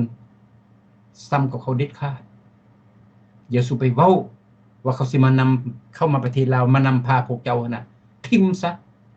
ความคิดเน่าๆนั้นแบบพรรครัฐพาเว้าน่ะเศรษฐกิจเจ้าก็ฟุ่มเฟือยปัจจุบันแม่จ้างนางเลงโสเภณียาบ้ายาไอเต็มประเทศเพิ่นเอิ้นว่าสามเหลี่ยมทองคำเศรษฐกิจพิเศษมันแม่นพิเศษหยังถามกันดูปอผู้แทนถามกันดูรถไฟพวกเจ้าเอาเงินเข้าข้างหลวงเดือนนึงจะกีบไฟฟ้าเด้เดือนนึงจะกีบเศรษฐกิจพิเศษนี่เด้เดือนนึงจะกีบคันสัมปทาน100 ปี99 ปีเงินอยู่ไสถามกันแม่ปออัญญาปอถามกันแม่ข้าพเจ้าบริทาแต่ข้าพเจ้าอยากให้พวกท่านลุกขึ้นเปิดหูเปิดตาอย่าให้คนต่างชาติมาตัวมายั่วแบบปัจจุบันคนจีนคนเวียดนี่เงินประชาชนเก็บเข้าไปโลดข้าพเจ้าสายให้เบิ่งแม่นมันซอยหยังดินโดนต้นหญ้าของประชาชนเป็นของเขาหมดแล้วนาที 4,000 ดอน 4,000 ดอนมีโกะมีดอนมีแม่น้ำลำธารมีปูมีปลาเต็มประชาชนอยู่ซุ่มกินเย็นโอ้ยรัฐบาลลาวนี่บ่เบาแล้วเพิ่นขายชาติเอาให้ไอ้น้องจีนเพิ่นสัมปทานประชาชนลาวได้บัดนี้ได้ง่ายนี้จะกิน100 บาทจะกิน10 บาทได้นี้เพราะจีนสิมาเอา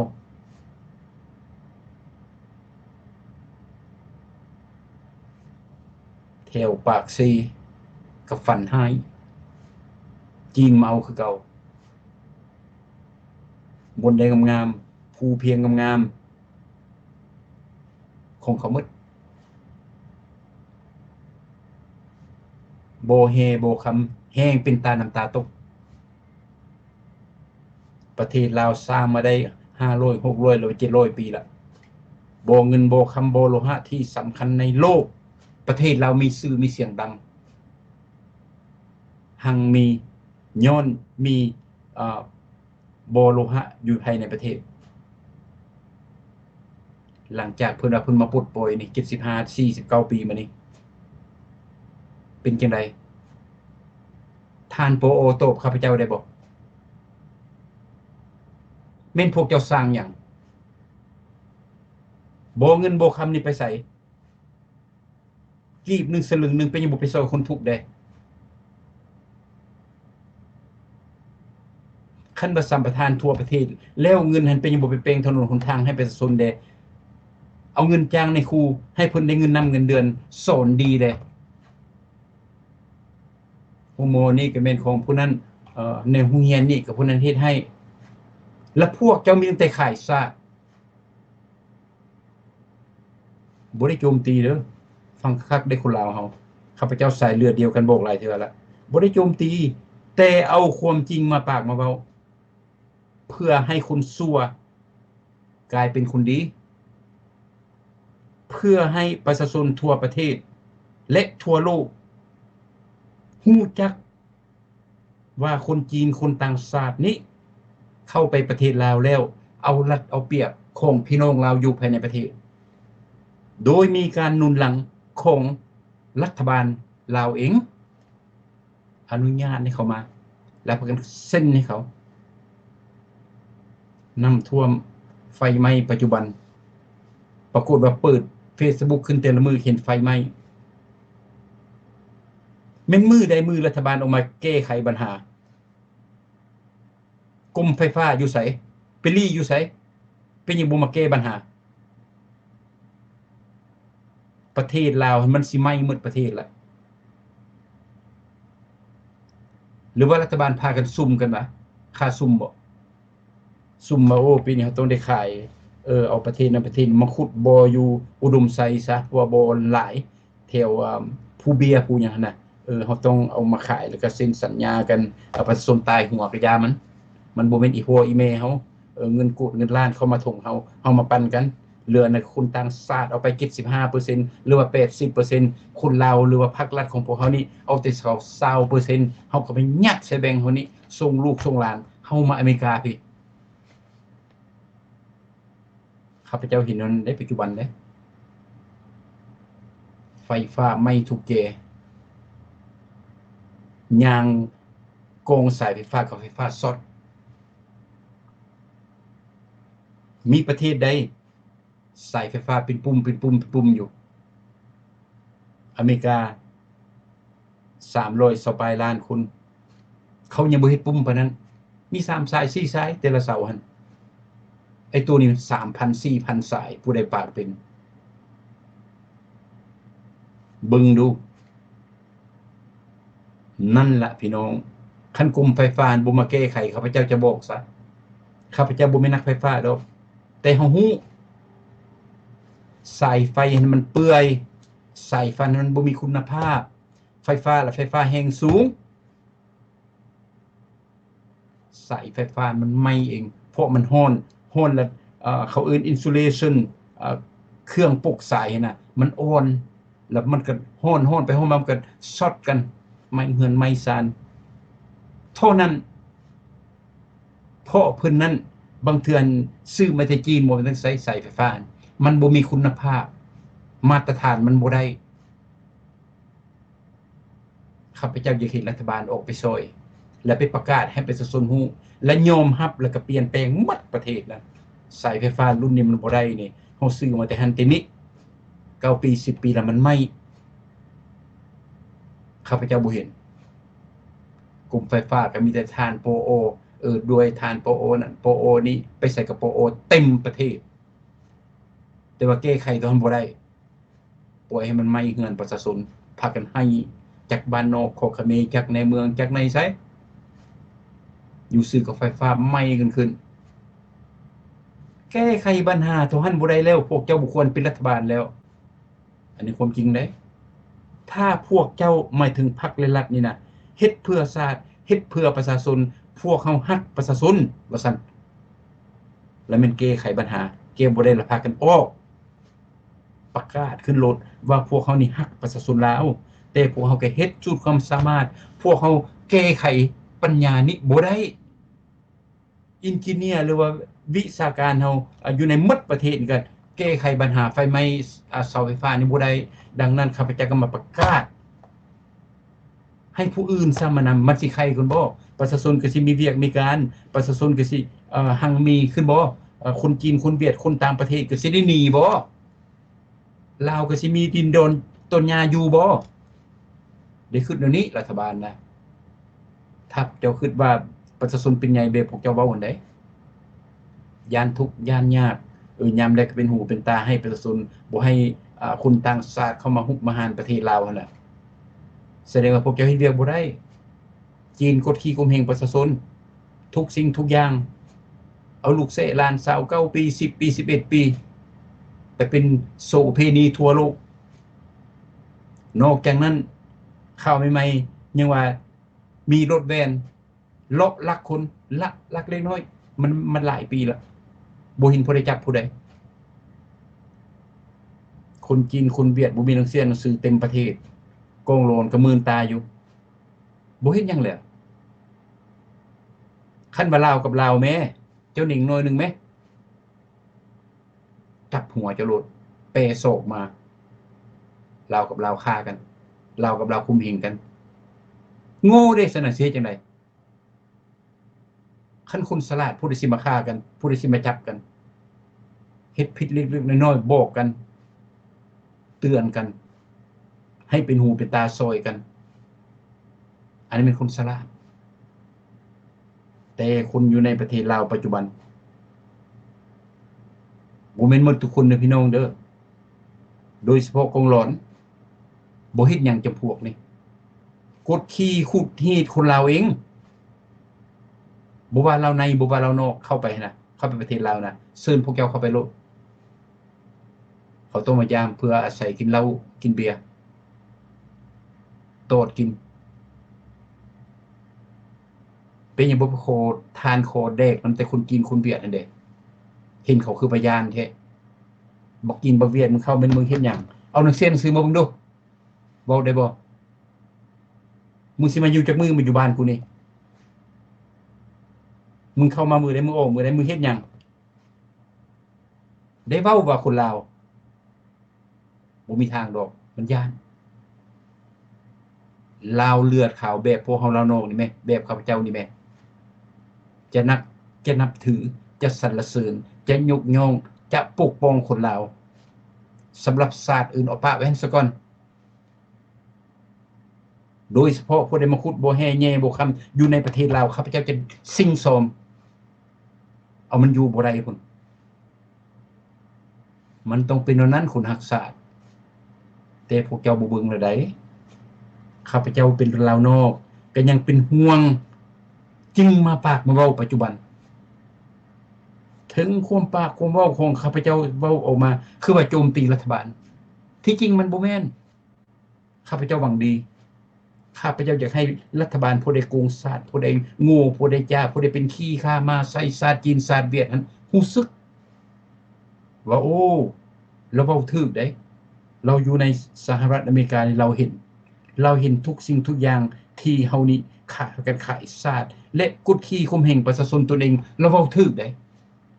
และพวกเจ้าก็พากันเปลี่ยนปัญหามันก็จบไปด้วยดีข้าพเจ้าจะบ่ไปญาติเวียกญาติการข้าพเจ้าจะบ่ญาติโต๊ะญาติตังผู้ใดข้าพเจ้ามีประเทศและประเทศข้าพเจ้าเป็นสหรัฐอเมริกามีแต่เป็นห่วงกับพวกเจ้าคุณที่อนุญาตให้คนจีนนี้คนเวียดนี้เข้าไปในประเทศลาวแล้วไปยึดดินยึดดอนของประชาชนไปลบไปกวนประชาชนไปเค้นฆ่าประชาชนไปเอาทรัพย์สมบัติของประชาชนตัวนี้จึงมาปากบอกว่าด้วยความเป็นห่วงเพราะพวกเขาเป็นสายเลือดเดียวกันถึกกับรายการของข้าพเจ้าสายเลือดเดียวกัน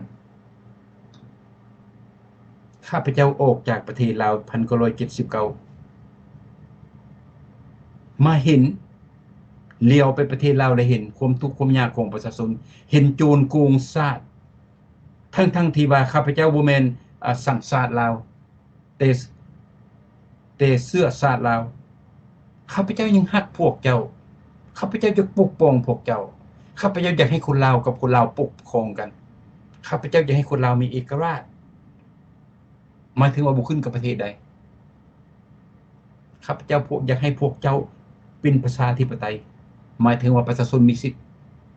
บ่มีพรรคนั้นบ่มีพรรคนี้บ่มีทานนั้นบ่มีลุงนี้บ่มีอัญญาใดจะอยู่เหนือกฎหมายอยากให้รัฐบาลนั้นรับใช้ชาติและรับใช้ประชาชนของตนเองปัจจุบันพวกเจ้ารับใช้จีนนับตั้งแต่เจ้าเว่ยเอาทหารไปยามเป็น10เป็น20เป็น600ดินก็ให้เขาไปยามเขาพร้อมเขาเอาลูกเอาหลานไปกดขี่ข่มเหงฆ่ามนุษย์อยู่ในนั้นตายจากพ่อจากแม่ล้มเสียหายตายเสียจากย้อนรัฐบาลข้าพเจ้าจะให้พวกเจ้าเห็น จึงมาปากมาเว้าข้าพเจ้าบ่ได้ฮักบ่ได้สังผู้ใดข้าพเจ้าฮักบ่ได้สังผู้ใดแต่ผู้ใดเฮ็ดผิดข้าพเจ้าจะมาปากมาเว้ามาส่งมาเสริมมาเยิงแหวนมาบอกมาเตือนเพราะพวกเขาเป็นสายเลือดเดียวกันบ่อยากเห็นชาติอื่นดูถูกคนลาวในบ่อยากเห็นเพราะคนลาวเขาเป็นคนมีเกียรติคนลาวต้องเป็นชาติเป็นประเทศน้อยๆแต่ให้เฮาเข้มแข็งแบบประเทศอิสราเอลเห็นบ่คนเขา2-3 ล้านแต่อย่าไปโตะเขาได้เขาฮักเขาเฮ็ดหยังเขาเฮ็ดนำกันชาติอื่นเขาบ่สนจะไปกดขี่ข่มเหงเขาบ่เฮ็ดเด็ดขาดยากให้คนลาวเขาเป็นแบบนั้นผู้ใดเข้าไปประเทศลาวแล้วไปคือเฮือนนักสาวผู้เราเว้าแขกอยู่เมื่อกี้นี่เอาวิดีโอสายเบิ่งนั่นอยากให้คนลาวหมดบ้านนั้นยุ่มใส่มันโลดภาษาลาวมึงก็บ่ได้มึงอยู่ไสมึงมาจากไสมึงมาหยังมึงเวเซาอยู่ไสหนังสือมึงอยู่ไสว่าซั่นหมดบ้านนั่นแล้วมันสิมาบ่ล่ะมันสิมากวนบ่จ้างมันก็บ่มาแต่คนลาวเฮาบ่เห็นแนวนั้นพวกเจ้าซอยเหลือกันนั่นน่ะชาวโลกเขาก็สิยอมข้าพเจ้าก็สิยอมจีนก็สิยานพวกเจ้าเวียดก็สิยานพวกเจ้าคนต่างชาติก็สิยานพวกเจ้าเพราะพวกเจ้าเข้าใจซึ่งกันและกันเป็นหูเป็นตาซอยกันปัจจุบันคนลาวแตกแยกกันอยู่ภายในประเทศเขาจะเห็นก็ญาติเขาเด้จีนเข้ามาเอาดินอีนายนั่นเด้เขามาดินเขามาเอาลูกสาวคนนั้นเด้แต่มันบ่แม่นลูกเฮามันบ่แม่นอีพ่ออีแม่เฮามันบ่แม่นจุ่มเจือเฮาบ่ต้องซอยอันนี้เป็นนิสัยคนลาวอยู่ในประเทศลาวปัจจุบันบ่ซอยกันคนจีนตัวอย่าง5คนคนลาว50คนจีน5คนตีคนลาวคนนึง50คนหันก็บ่เบิ่งบ่เฮ็ดหยังซ้ำกับมีสิ่งตัวหนึ่งแล้วกินตัวงัวปลาอยู่แอฟริกาพากันยืนเบิ่งอยู่งัวก็ได้เพื่อเล่นนี้ตัวสิ่งก็มีตัวเดียวนึงแต่ตัวงัวมีเป็น100-200หาบ่ซอยกันถ้าตัวงัวหั่นน่ะยุ่มใส่ตัวสิ่งตัวเดียวนั่นน่ะมันสิฮอด2 นาทีบ่ลาวเฮาเป็นแนวนั้นปัจจุบันพี่น้องข้าพเจ้าบ่ได้ว่าพวกเจ้าโง่พวกเจ้าจ้าดอกแต่อยากให้พวกเจ้าลุกขึ้นข้าพเจ้านี่สายเลือดคนลาวบ่อยากเห็นหน้าจีนบ่อยากเห็นหน้าเวียดบ่อยากเห็นหน้าชาติอื่นเข้าไปประเทศลาวแล้วไปไล่ฆ่าไล่ฟันคนลาวบ่อยากเห็นเพราะเป็นห่วงเข้าใจบ่พี่น้องอันนี้แม่นความสมานสามัคคีระหว่างประเทศใดประเทศหนึ่งปัจจุบันข้าพเจ้าเว้าเรื่องประเทศลาวการสมานสามัคคีเป็นอันหนึ่งอันเดียวกันและเฮ็ดให้ชาตินั้นเข้มแข็งถ้าคนลาวเฮาจะปล่อยแบบปัจจุบันผู้ใดอยากเฮ็ดหยังก็เฮ็ดชาติใดอยากเฮ็ดหยังก็เฮ็ดอยู่ในประเทศลาวนะบ่ซอยบ่เหลือบ่ปากบ่เว้านะพากันย่านอยู่หั่นน่ะแบบข้าพเจ้าเรื่องงัวอยู่ทุ่งแอฟริกาน่ะกินตัวแค่โกกอยู่ตัวอื่นก็เล่นนี้หรือว่ายืนเบิ่งชาติลาวก็จะเป็นแนวนั้นพี่น้องคนลาวก็สิน้อยลงปีนี้ตายเท่านั้นปีนี้ตายเท่านี้ตายเขาฆ่าตายเขาฟันตายอุบัติเหตุตายไฟไหม้ตายทุกสิ่งทุกอย่างอยู่ในประเทศลาวเปิดขึ้นแล้วเห็นกันตายโลดอยากให้คนลาวเฮาบ่อยากให้เป็นคนลาวเป็นแนวนั้นพี่น้องข้าพเจ้าจังว่าเป็นห่วงออกมาปากมาเว้านี่ข้าพเจ้าก็ย้านคนลาวนี่สั่งข้าพเจ้าแต่ข้าพเจ้าก็อดสากั้นใจออกมาเพื่อเป็นปากกระบอกเสียงเพื่ออยากให้คนลาวนี่ให้มันเป็นอันหนึ่งอันเดียวกันไม่ลำเดียวลมหัวบ่ควยไผบ่พร้อมแปลงบ้านบ่ฮงเหืองอันนี้ก็ฝากไปหารัฐบาลเด้อพวกเจ้าเป็นไม้ลำเดียวหมายถึงพรรคเดียวเป็นรัฐบาลมาได้50 ปีแล้ว ประเทศลาวทุกข์ยากปากเมาลงทุกมื้อเพราะพวกเจ้าบ่นับถือประชาชนเขาปากบ่ได้เขาเว้าบ่ได้ฆ่าเขาเข็นเขานาบคู่เขาประเทศชาติก็เลยล่มจมโจรก็เลยเต็มประเทศเลยจีนเข้ามาอยู่ในประเทศลาวประชาชนเขาก็จะคิดนั่นล่ะเขาจะไล่หนีนั่นล่ะเขาอยากพาเขาอยากเว้าข้าพเจ้าเขาฮู้อันนี้นะคนลาวบ่ได้งูนั่นดอกแต่รัฐบาลนั้นปกป้องโจรเฮ็ดให้ประชาชนนี่บ่กล้าปากกล้าเว้าชาติอื่นก็เลยมาเอารัดเอาเปรียบดังนั้นพี่น้องรายการของข้าพเจ้าสายเลือดเดียวกันเว้ามากระโดนกระนานแล้วข้าพเจ้าคิดว่าพี่น้องท่านผู้ชมผู้ฟังฮู้จักความหวังดีของข้าพเจ้าข้าพเจ้าบ่ได้เงินข้าพเจ้าบ่ได้คำเสียหมดทุกแนวเสียเงินเสียคำเสียเวลาเสียหมู่กองสองชั้นผู้ที่บ่มักแต่ว่าข้าพเจ้าจำเป็นพอตัดได้ตัดออกเพราะข้าพเจ้าเห็นศาสตร์เป็นใหญ่คนดีมันน้อยคนชั่วมันหลาย100นึงนี่มีคนดีอยู่จัก 4-5 คนเหลือนั้นมันบ่ดีอยากได้ของเพิ่นมาเป็นของโตตัวกันขี้เสียดขี้เหลือกันโดยเฉพาะเป็นคนลาวเราในเรานอกเด้อหมดทุกคนขี้เสียดขี้เหลือลิ้นจุ่มลิ้นเจื้อบ่ยอมเสียเปรียบคันกูได้เป็นนายนี่ต้องมีฟรีใส่ขี้แฮมันบ่คือนายอยู่ในสหรัฐอเมริการับใช้ชาติรับใช้ประชาชนตำรวจโดยประชาชนเจ้าเมืองเจ้าเขงโดยประชาชนแต่นิสัยคนลาวบ่แม่นแนวนั้นกูเป็นประธานหมดทุกคนต้องฟังของกูผิดก็อย่าถูกก็อย่ากูผู้หัวนั้นก็แม่นของกูธงเพียงตัวนั้นก็แม่นของกูส่วนงามๆก็แม่นของกูอันนี้เจ้าแขวงเว้าเด้ออยู่ในประเทศลาวประชาชนเดะนะเรื่องของเขากูเป็นเจ้าแขวงแล้วมันดีบ่มันบ่ดีพี่น้องมันบ่ดีจักเทื่อแต่ข้าพเจ้ากล้าเว้ากล้าปากกล้าจกขึ้นมาเพื่ออยากให้คนชั่วกลายเป็นคนดีหรือว่าฮู้จักแล้วได้ยินข้าพเจ้าเว้าแล้วเข้าใจว่าตนเองเฮ็ดชั่วอยากเฮ็ดชั่วไปก็ได้เพราะพวกเจ้ามีอำนาจเพราะพวกเจ้าเป็นเผด็จการผู้ใดมาปากมาบอกพวกเจ้าจับพวกเจ้าฆ่าเขาแต่ประเทศชาติเจริญบ่ล้าหลังลูกหลานเราก็เต้นตูนโยนีไปเฮ็ดเวียกเฮ็ดการเป็นขี้ค้ามาใส่ศาสตร์อื่นหน้าเจ้าเมืองเจ้าแขวงใหญ่บ่ทองรุนศรีสุริมีหน้าตาบ่สนใส่สีพนนเป็นนายกรัฐมนตรีหน้าใหญ่บ่ลูกหลานของคนลาวผู้เป็นกระดูกสันหลังของชาติไปกราบไปโนมไปไว้ขอเฮ็ดเวียกเฮ็ดการนำชาติอื่นเพราะรัฐบาลทั้งโง่จ้าบ่มีเวียกมีการให้เขาสู้เสียตายด้านหน้าเขาจะฆ่ากันยอมกายถวายใจเพื่ออยู่เพื่อกินเพื่อท้องเพื่อพ่อเพื่อแม่เพื่อลูกเพื่อเต้าแล้วพวกเจ้าเป็นรัฐบาลเอาหน้าไปไว้ใส่ความเว้าละเป็นปอความเว้าว่าตนเองเรียนสูงแต่ว่าจิตใจ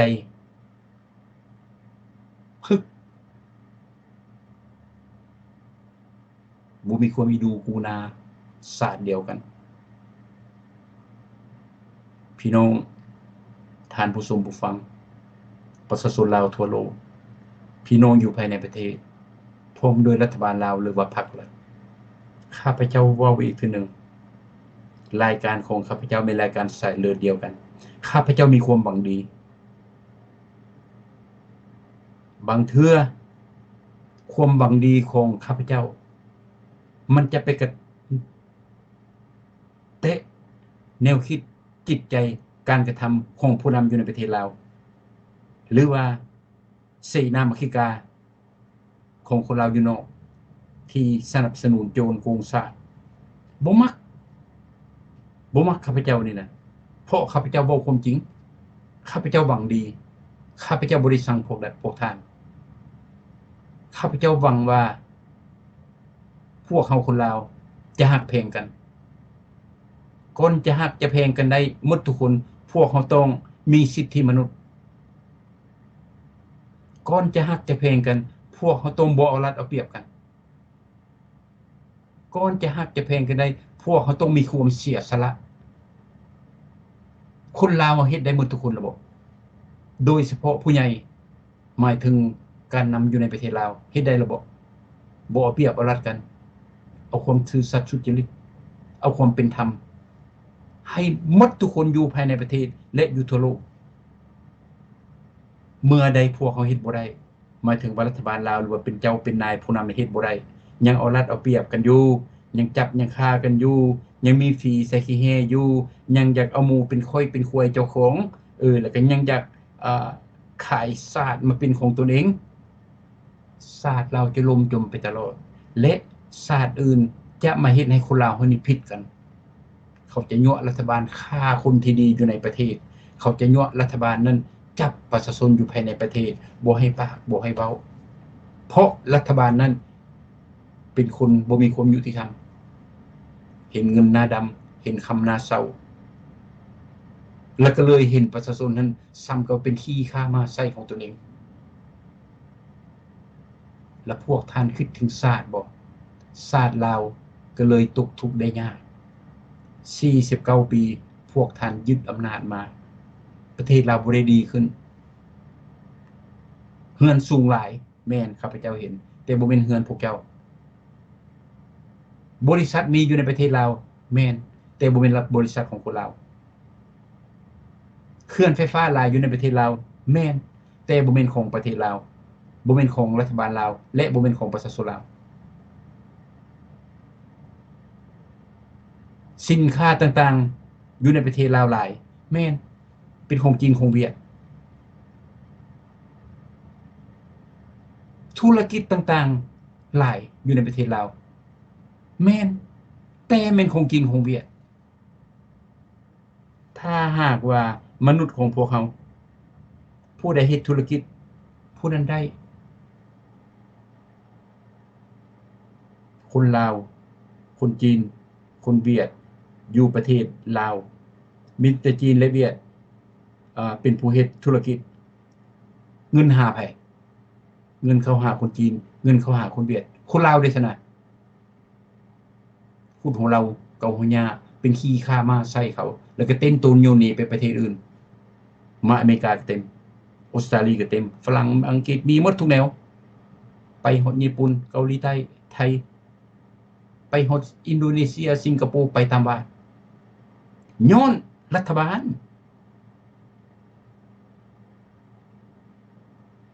ดังนั้นพี่น้องสิ่งที่ข้าพเจ้าเว้าขึ้นมาปัจจุบันแม่นมีเหตุและมีผลที่คนลาวเฮาสามารถแก้ปัญหานี้ได้แม่นผู้ใดแก้ได้ปัญหานี้รัฐบาลลาวรัฐบาลพวกเจ้าแก้ได้ผู้เดียวเพราะผู้อื่นแก้บ่ได้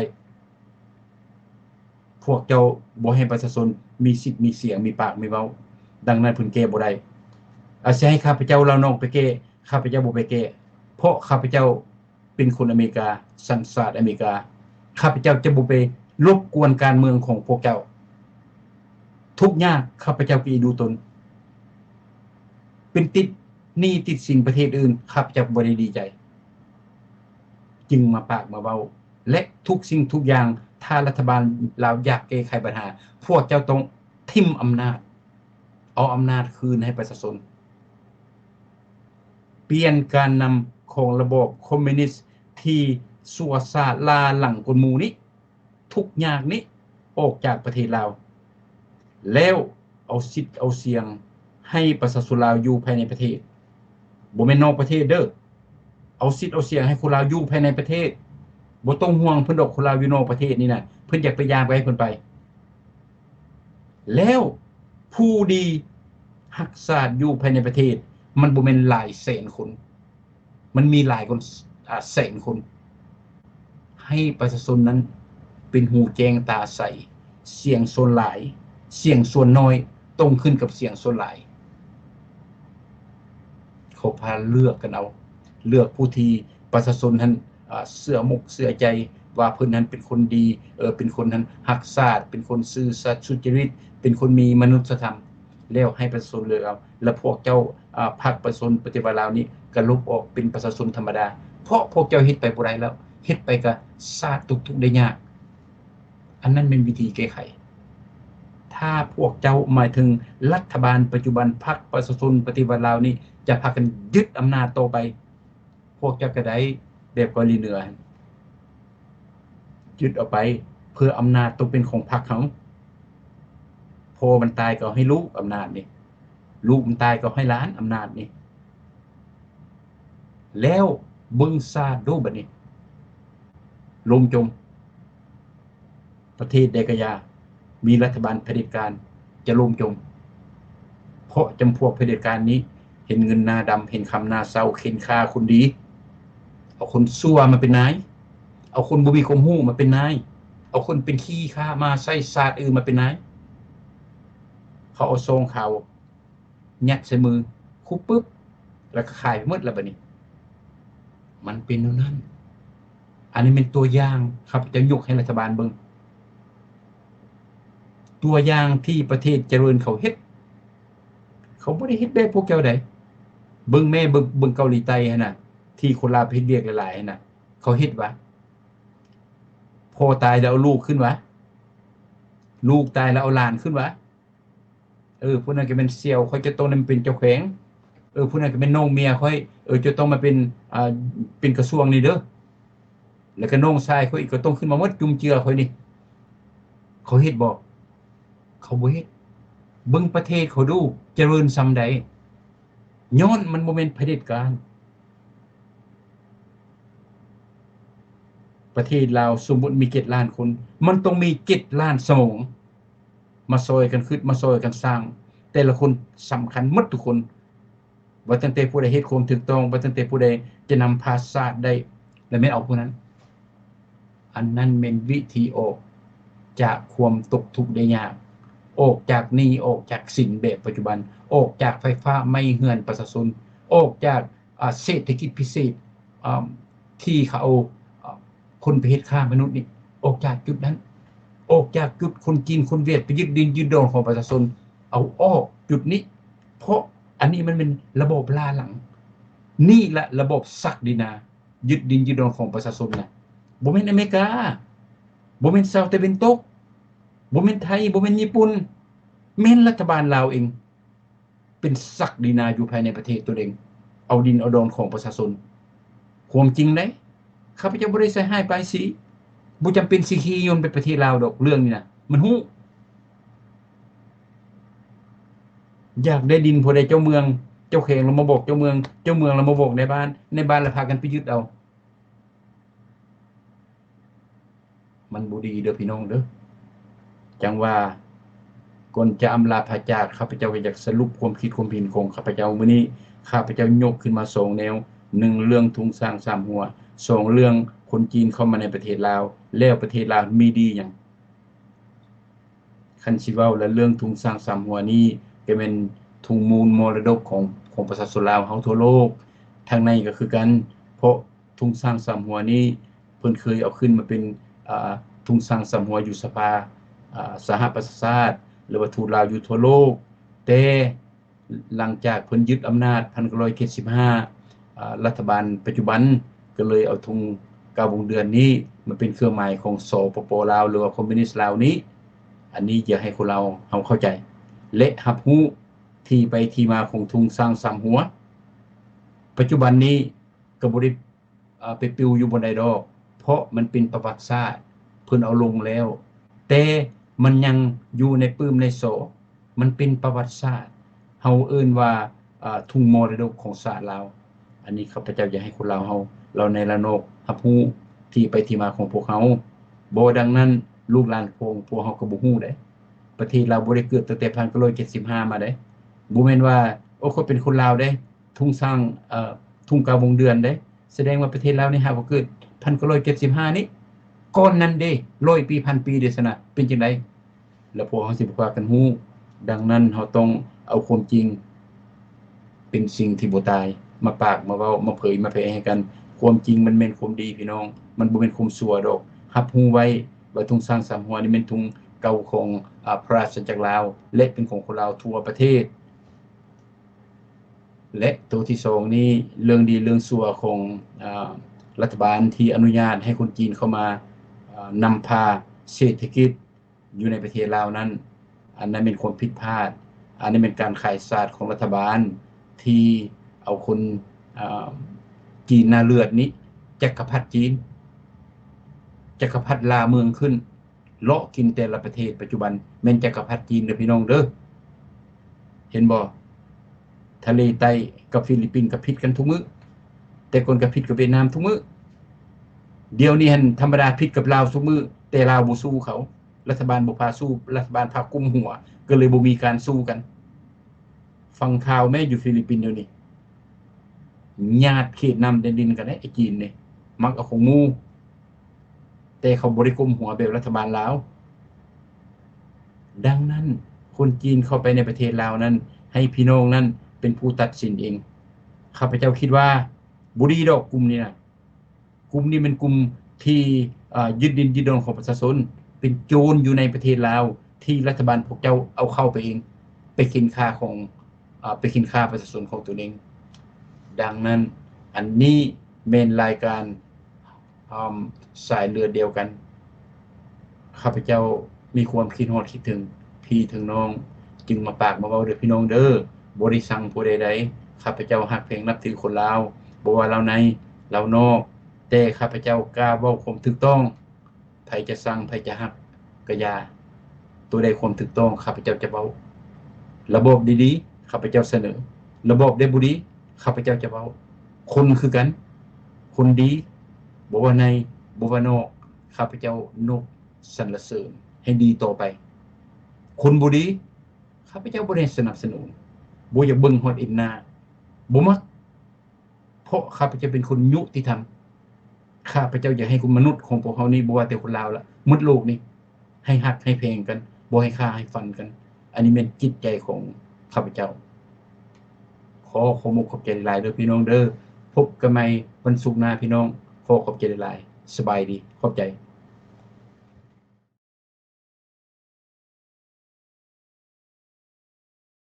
ประเทศใหญ่ของญาติเขาเลยเขาจังได้ยังก็ได้ให้เขาเลยประเทศใหญ่ของญาติเขาเลยความคือเป็นว่าผูกมิตรให้นักแน่นสายสัมพันธ์มิตรภาพพิเศษความบอกงามแต่ว่ามิตรมันเป็นมิตรแท้หรือว่ามิตรเทียมมิตรปอกลอกหรือว่ามิตรอย่างตามอาตมาเบิ่งไปแล้วมันยังเป็นมิตรปอกลอกทั้งภาคเหนือก็มีแต่จีนมาคุ้มวัดมันมากกับมาในหน้านักธุรกิจมาเซาดินเจ้าเฮ็ดสวนเฮ็ดโรงงานเฮ็ดอันนั้นเฮ็ดอันนี้มีบางเมืองบางแขวงกันเส้นสัญญากันคักแน่คอยให้เจ้ามาตั้งโรงงานได้อยู่แต่ว่าแห่งงานนี่ขอให้เจ้ารับเอาคนคอยความประสงค์เพิ่นก็อยากหางานให้ประชาชนตัวเองทำแห่งงานนี่คอยขอน้ำเจ้าให้เอาประชาชนคอยวิชาการของเจ้าบัดไม่เฮ็ดแล้วมันบ่ได้หัวชาน้ำซ้ำสัญญามันก็คนเอาแต่ลูกแต่หลานมันนั่นมาเฮ็ดโดยเฉพาะด้านเศรษฐกิจด้านสังคมเศรษฐกิจนี่มีอันใดอันของคนลาวเฮาสิออกหน้าออกตาเพราะอวดอ้างประเทศอื่นเวลาแขกต่างดาวชาวต่างเมืองมาเที่ยวประเทศลาวซื้อของติดไม้ติดมือเมื่อฝากลูกฝากหลานว่าสินค้าลาวไปเบิ่งห้านใดก็มีแต่ของไทยเบิดไปเบิ่งตึกใดก็มีแต่ของไทยของเวียดนามเบิดของลาวเจ้าสบู่ก้อนนึงก็บ่มีตกเป็นขี้ข่าเขาทางด้านเศรษฐกิจเอาพื้นแผ่นดินลาวเฮ็ดตลาดขายของให้เขาเพราะนี่โจมตีเพิ่นว่าบ่แม่นโจมตีเว้าความจริงเพื่อเตือนกันนี่นะเตือนกันเงินก็แล่นขึ้นกับเขาไปหมดไปสนับสนุนไปเชื่อคนต่างชาติหลายกว่าเชื่อคนตัวเอง